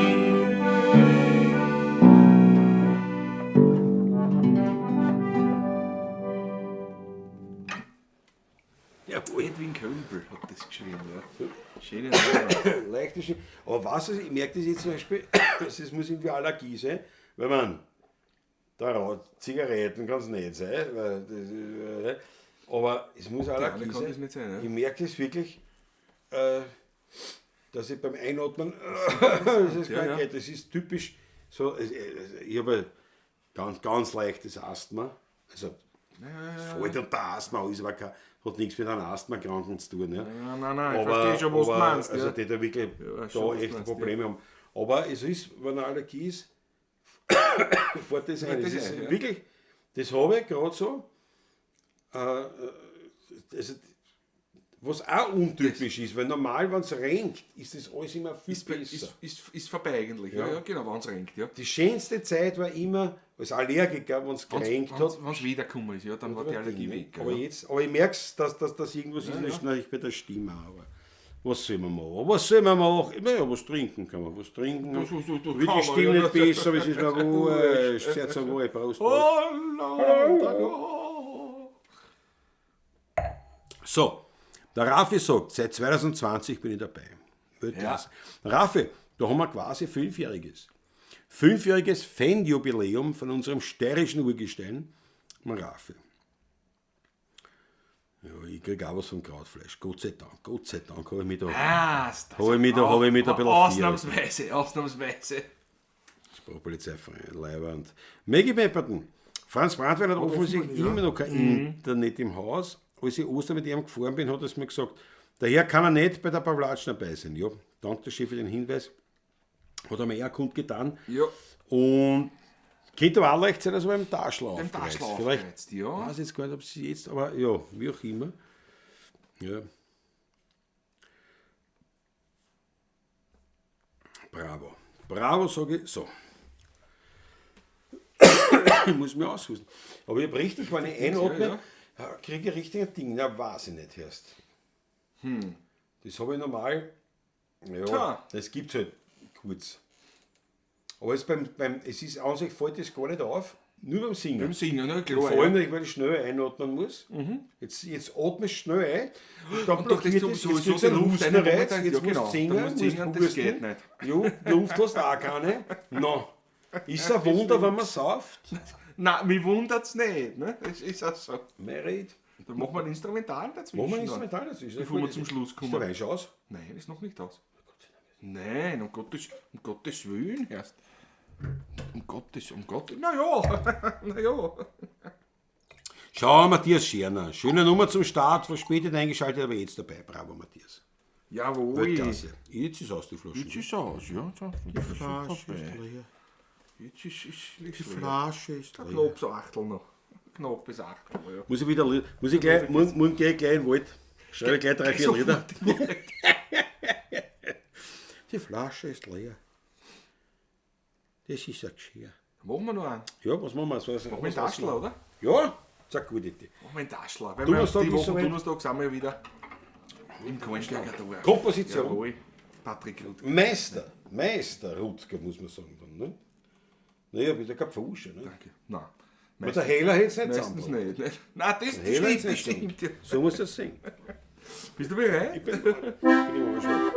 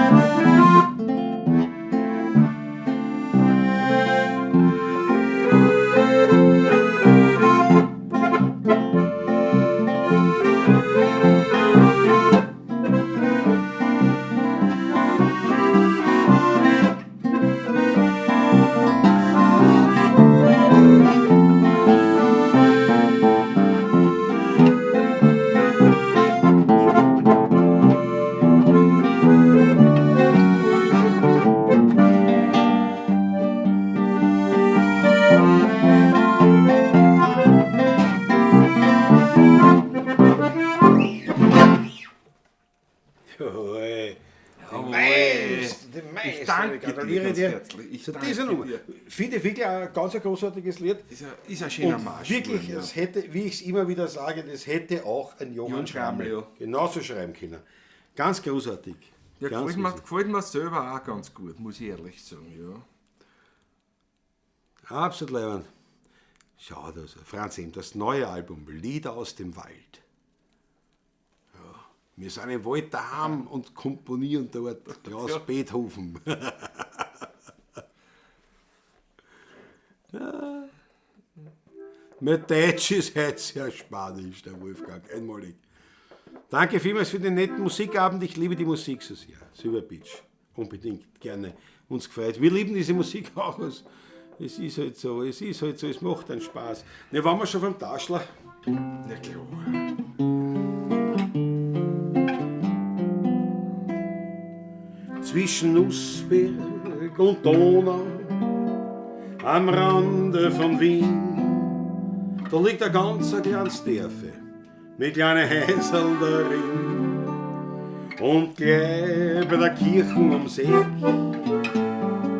da liegt die Buschenschank Taschler versteckt. Gleich in der Kirche vom Kollenberger Dorf, da liegt der Heiriger ganz still und klein. Der Wein ist herrlich und nur ehrlich. Und Musikanten spielen dort an die alten echten Wiener Lieder. Vom Tod, vom Wein und von der alten Zeit. Drum findet man mich dort immer wieder. Und ich find dort Gemütlichkeit.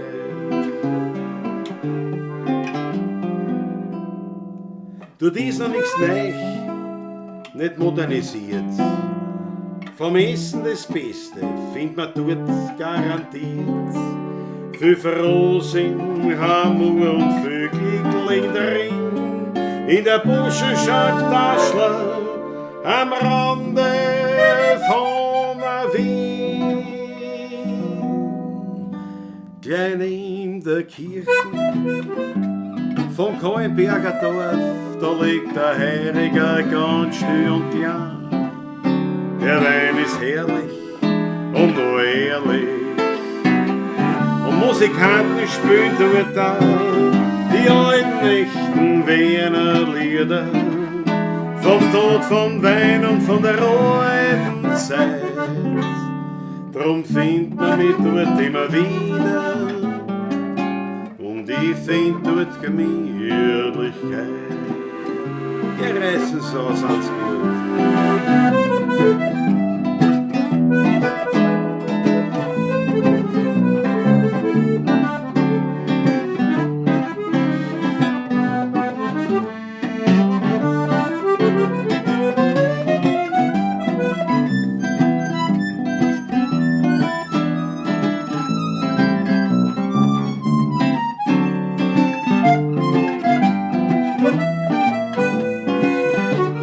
Arme Gäste, Herr Professor, heißen so, jawohl.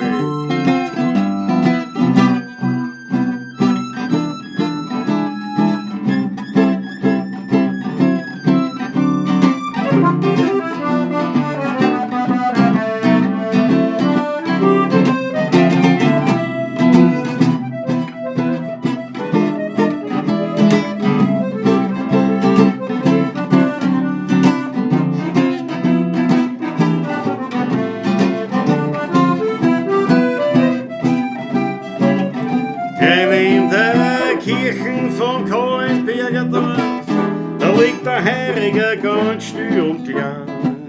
Der Wein ist herrlich und nur ehrlich, und Musikanten spielen dort auch die alten echten Wiener Lieder. Vom Tod, vom Wein und von der alten Zeit. Drum findet man mich dort immer wieder. Und ich find dort Gemütlichkeit, Gemütlichkeit. Und ich find dort Gemütlichkeit.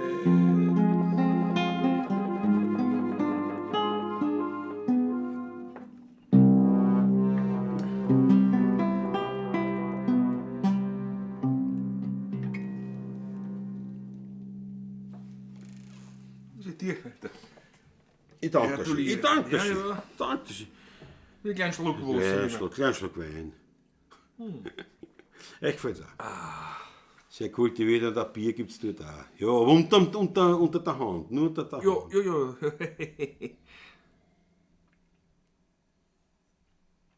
Aber das sieht man oft bei den Herigen, also es gibt ja viele Herige, wo es ganz normal ein Bier gibt, aber also bei diese quasi echten Herigen, Den Russenkiller gibt es auch unter der Hand.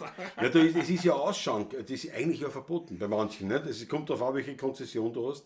Aber wenn du wirklich so diese Heirigen-Konzession hast, darfst du gar kein Bier ausschenken. Und das ist immer witzig, also bei solchen Herigen, weil dann, ja, da kommt halt ein Flaschel daher, nicht? Aber es ist eigentlich, ja. Heute richtig sensationell, sagt der Franz M. Keine Hakler, also keine Hacker, ja. Aussetzer, kein Ausfall aus dem Live-Modus. Warum, weiß ich nicht, aber ein Genuss. Bravo, Franz M. sehr gut, ja. Ja, Franz M., ich kann das schon sagen. Ein Aspekt davon ist natürlich Glasfaser.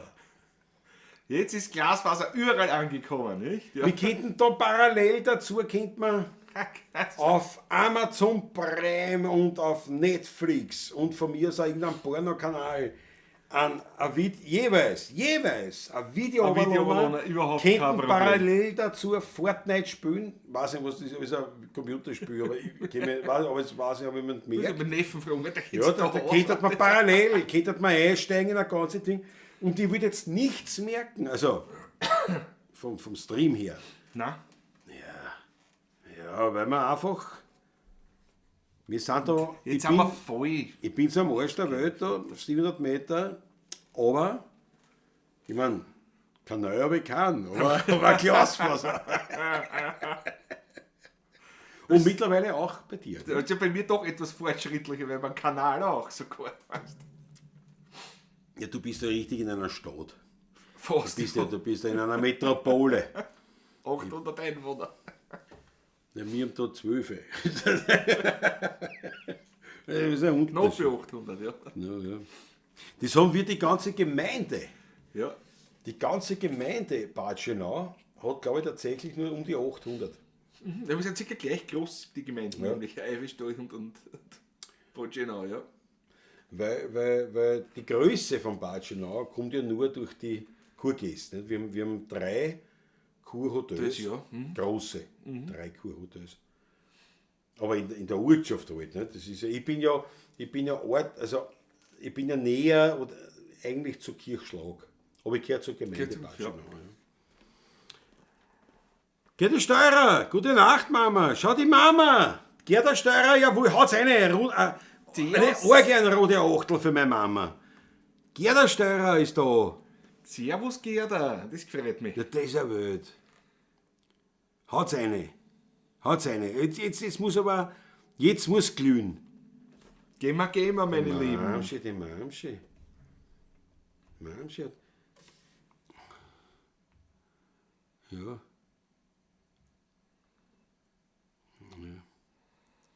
Buschenschank gibt's kein Bier. Ein Buschenschank gibt's auch Bier. Ja, ich weiß ja, aber ich glaube, da hat es immer gegeben so eine Konzessionsfrage. Ne? Die kleinen Faserschei. Achso. Schau, der Carlos Martinez ist Carlos. da. Ist wieder, was habe ich gesagt? Der kommt, der Ist wieder da. Ist wieder da, ja. So irgendwas wollte ich sagen. Was ist denn da schon wieder für ein Gelage, von dem ich angezogen bin? Bravo, Carlos. Schau, haut schon Da rein. kommen, ich sehe schon die. Jawohl, für die Mama, der Wolfgang hat Bier eine. Achtung, Jawohl. Mamschi, schau für die. Vom Landessteuer Markus Maber. Also die Deutschen haben schon mal die Deutschen viel aus. Rudi Korbes, die Maggie Pemperton. Ja, genau. Jawohl. Grüße die Mama Steirer. Ja. Die Mamschi ist da. Fritzl, der Fritzl hat eine Fritzl. Unser aller Fritzl. Fritzl, hast du dein Motorrad eigentlich noch? Ich habe meins jetzt verkauft. Ein bisschen trifft es mich schon. Aber Du hast ja die Manke auch noch in Wien. muss die man Marke sagen. habe ich in Wien, ja. Eben. Aber das ist jetzt in dem Sinne jetzt kein Kein Motorrad. Motorrad. Nein, das ist nicht wirklich. Also mit meinen Daytona-Motorradstiefeln Nein. kann ich schwarz schalten mit der Marke, aber ja. Schau, Franzi, geh der Steuerer, gute Nacht und schöne Träume. Jawohl. Riesel, der Raffi hat eine. Der Raffi hat eine. In Niederösterreich gibt es im Buschenschank kein Bier. Nur unterm Tisch, auch Cola ist verböhnt. Ja, genau. Nein, ich meine, Cola oder was, glaube ich, das gibt es dann schon. Also dürfte, das haben die wenigsten. Ja, ja. Von den kleinen Buschenschanken. Ja. Die haben halt dann eher Frukade oder Kracherl oder so Sachen. Krachel, ja. Krachel sowieso, ja. Und ansonsten, ja, aber es ist glaube ich in Wien auch, also es ist an sich Bier nicht erlaubt. Ne? Je nach Konzession, ich meine so Lokale wie der Lentner Karli, ja, der hat schon die große Konzession, da kriegst du einen Kaffee auch und so weiter. Ne? Aber ich glaube ein Kaffee ist beim Taschel wirklich ein Auftraten. Nein, da gibt es gar keine Kaffeemaschine, das gibt keine da, nicht? Den Schweinsbraten, Fleischlaberl, ein Wein und halt dann unter der Hand ein Aufstriche Bier. genug, ja. Liebdauer, sehr zu empfehlen auch dort, ja. Ja, schon die May gesagt. Mama malt mit Rotwein. Ja, hat's gemeint. CD-Cover. Der Wiener Vorstadtblues von uns. Das ist so ein rotes Cover und das sind also alle, die sind tatsächlich, sind Aquarelle mit Wein, also sprich Vinorels. Ja. Die hat meine Mutter gemeint, ja. Bobetschenau, gibt es auch ein Gutschenau. Das sind Sprachpolizei. Sprachpolizei sagt da was. In meinem Schönau gibt es nur the good, the bad, the ugly. Und das ist alles bei mir da in der Klause. Mein Moped haben sie mir gestohlen. Okay, war elektrisch, sagt der Wolfgang. Das hast du nicht erzählt. Ah, Wie ja. ist es nicht? Ja. Ja. Es ist mein Taschensessel, der beste Schweinsbraten. Ja. Und jetzt weiß ich immer noch nicht vom Fritzl, vom Stadtguss Fritzl. Was ist jetzt da? Hast du noch ein Motorrad oder nicht? Oder hast du es auch schon verkauft?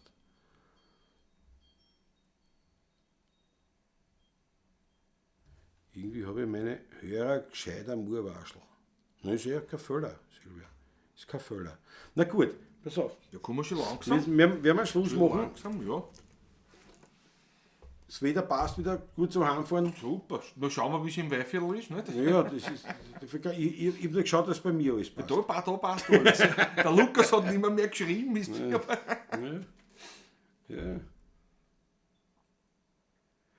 es gibt ja Leute, die können Wein. Ja, aber es ist natürlich so, ich meine, es ist halt auch, wenn du jetzt zum Beispiel ein Brauhaus gehst, wo, nicht, sagst du, es gibt ja Leute, die kein Bier trinken. Ja, aber ich meine, es ist halt ein Brauhaus. Nicht? Klar, es gibt ja für alle, ist ja kein Problem. Nicht? Aber eben jetzt, glaube ich, bei einem Heirigen, wenn du sagst, das ist halt insofern ein bisschen was anderes. Jeder Heirige hat, glaube ich, ein Bier unter der Hand zumindest. Fast jeder, ja. Es ist halt so. Bei uns kann ein Buschenschank draußen, das hätte ich oft gesagt, da gibt es ein paar, da gibt es wirklich gar nichts anderes. Genau. Ja, klar, aber das ist ja eigen. Die stecken das ist ja Eigenbau. 4-mal im Jahr, 3 Tage aus. Ich meine, das ist so, wenn du einen Bauern hast, der aussteigt, ein Bauer, also jetzt der Viecher hat, genau. der sagen wir jetzt einmal, Schweine hat. Und du sagst jetzt, ich hätte aber gerne ein Rind, sagst du, Alter, das ist ein Eigenbau. Wir haben nur das Schwein. Ja. Oder Schweine und Rind, aber wir haben kein Schaf. Es ist halt so. Andererseits, der Jandl, auch da in der Nähe gleich ein Buschenschank. Also ein Buschen ist eigentlich ein Schafbetrieb. Und die haben natürlich die Schaferzeugnisse nicht, beim Heirigen. Aber die haben halt auch natürlich gesagt, naja, Schaf ist schon sehr exklusiv. Nicht? Die haben schon andere Sachen. Auch. Aber es ist klar, nicht? Du sagst, naja, viel Auswahl von Rind oder Schwein hast du halt nicht, weil es ist ja eigentlich ein Schafbauer. Nicht? Vor allem bei so einer Buschenschank, wie es im Weifel im Weiköller ist, wenn du in so einer Kellergasse bist, die haben die Infrastruktur gar nicht fit. Da steht auch ein Kühlschrank drinnen und ein größerer, wo was eingekühlt werden kann. Und das war, ne? Das ist einfach ein logistisches Problem dort auch. Ja. Furgastl Huber hat es. Ja gut, das ist ja, der hat ja eine große Konzession. Da geht das schon. Genau.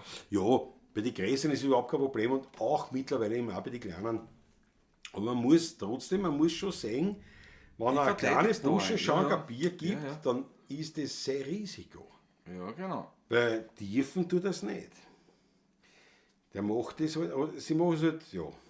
Beim Dornröschenkeller weiß ich oft nicht, wenn der Erich kommt, nicht, das ich meine, der trinkt den Wein, nicht, aber am Anfang braucht er auch 2 Bier und dann steigt er auf den Wein um. Und die gibt es nicht. Aber es ist eigentlich nicht, sie machen es auf eher ein Risiko. Nicht? Und das ist halt, ja, wie du sagst, auch die Infrastruktur gibt oft gar nicht die Möglichkeit. Die Bei diesen kleinen Burschen ganz klar. Weil Vollgasl brauchen wir von der Infrastruktur nicht reden. Nein, gar nicht, ja. Ich meine, da kann er dort sogar so anbrodeln nebenbei. ohne dass aber ihm so auffällt, an ne? links. So. Also das geht dann schon. Aber ich verstehe es auch, wie gesagt, wenn jemand kein Wein trinkt, also es war schon gut, wenn es zumindest ein Bier gibt, aber es ist halt bei den kleinen Burschenschanken. Sogar der Uli Bär, der wirklich ein Biertrinker Ja, ist. definitiv, ja. Sogar den haben wir mehr oder weniger, also der erfüllte sich halt durch den Gruppenzwang dann genötigt Einen Sturm zu trinken. und Wein, weil was anderes hat es halt nicht gegeben. Die Waffe, kann ich mich noch. Alexander Hauser, schöne Grüße aus der USA. Jawohl, Alexander. Wir haben schon alles Jawohl. eingeblendet heute, die wunderbaren Fotos Da haben wir ihn. vor der Golden Da haben wir ihn. Gate. Da, das ist der falsche. Fix, wo habe ich die jetzt wieder? Da. Ja. Ja, genau. Ja. Und auch so ein Klick bei dem Foto, dass man die Golden Gate wirklich sieht, weil es gibt so viele Leute, die dort hinfahren und dann ist die Golden Gate komplett im Nebel nämlich und da ist nur ein bisschen so der Dunst hinten. Super. Das letzte Gerstl für eine gescheite Muse bei der Dinge. Absolut lässig. Ja, nicht lang. Beim Vollgaslober, nicht leibend. Der Uli dann weitertrunken, ich war dabei. Das können nicht viel sagen. Das sind alle Bär gesehen haben, Wein Ja. trinken. Und Sturm. Na gut, wie Die gibt's Waffe. da keins? Die Waffe. Sturm, die Waffe. Einmalig. So, Freunde, wir verabschieden uns. Also ich mit dem letzten Schluckerl. Schön, dass ihr dabei wart. Denkt dann, haut so Leibend dann war's. Schmattes rein, das war ganz leibend. Ihr findet jetzt die Möglichkeiten in der Videobeschreibung erklärt. Ein kleiner Schmate, es kann auch ein großer sein, ein kleiner, wie auch immer ihr euch fühlt. Haut uns was rein für die Muse, für die 16er Buben, für unsere Mission, das Wiener Lied am Leben zu halten. Wir würden uns sehr freuen, wenn es ein bisschen was umwachsen Danke. lässt.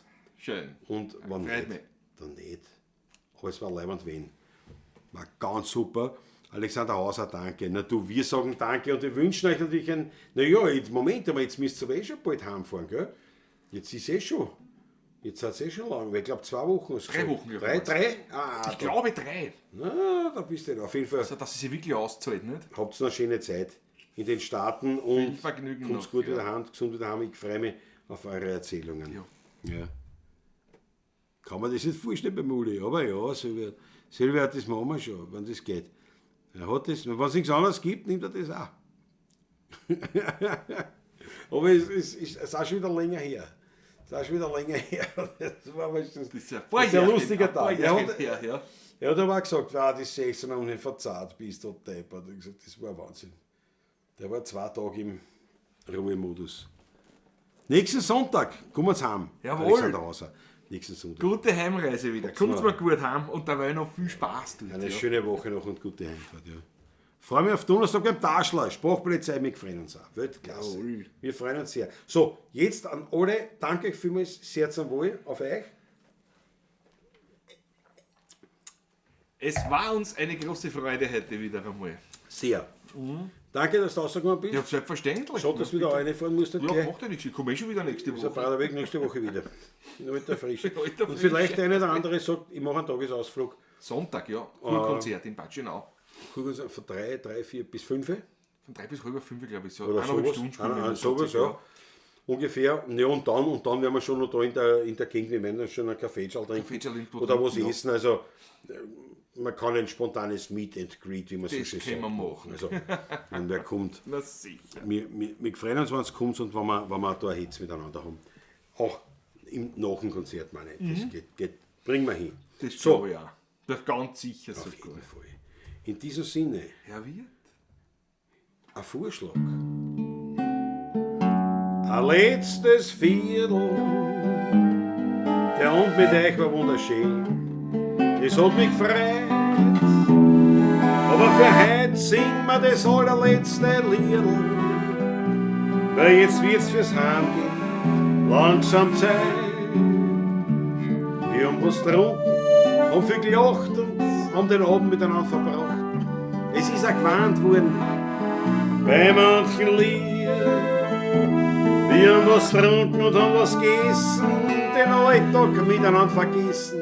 Doch sind wir ehrlich, wir werden schon langsam müde. Er wird ein Vorschlag, ein letztes Viertel.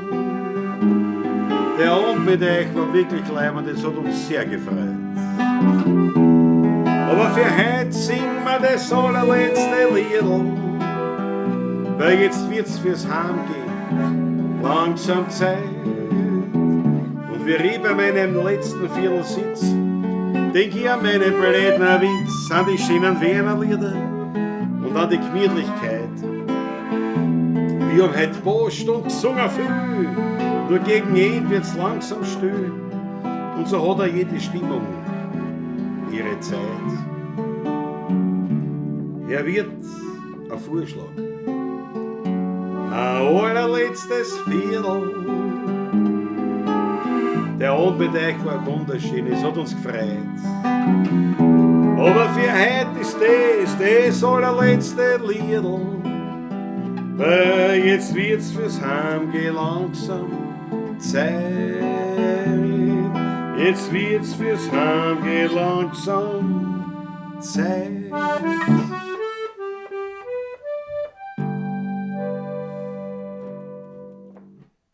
Jawohl.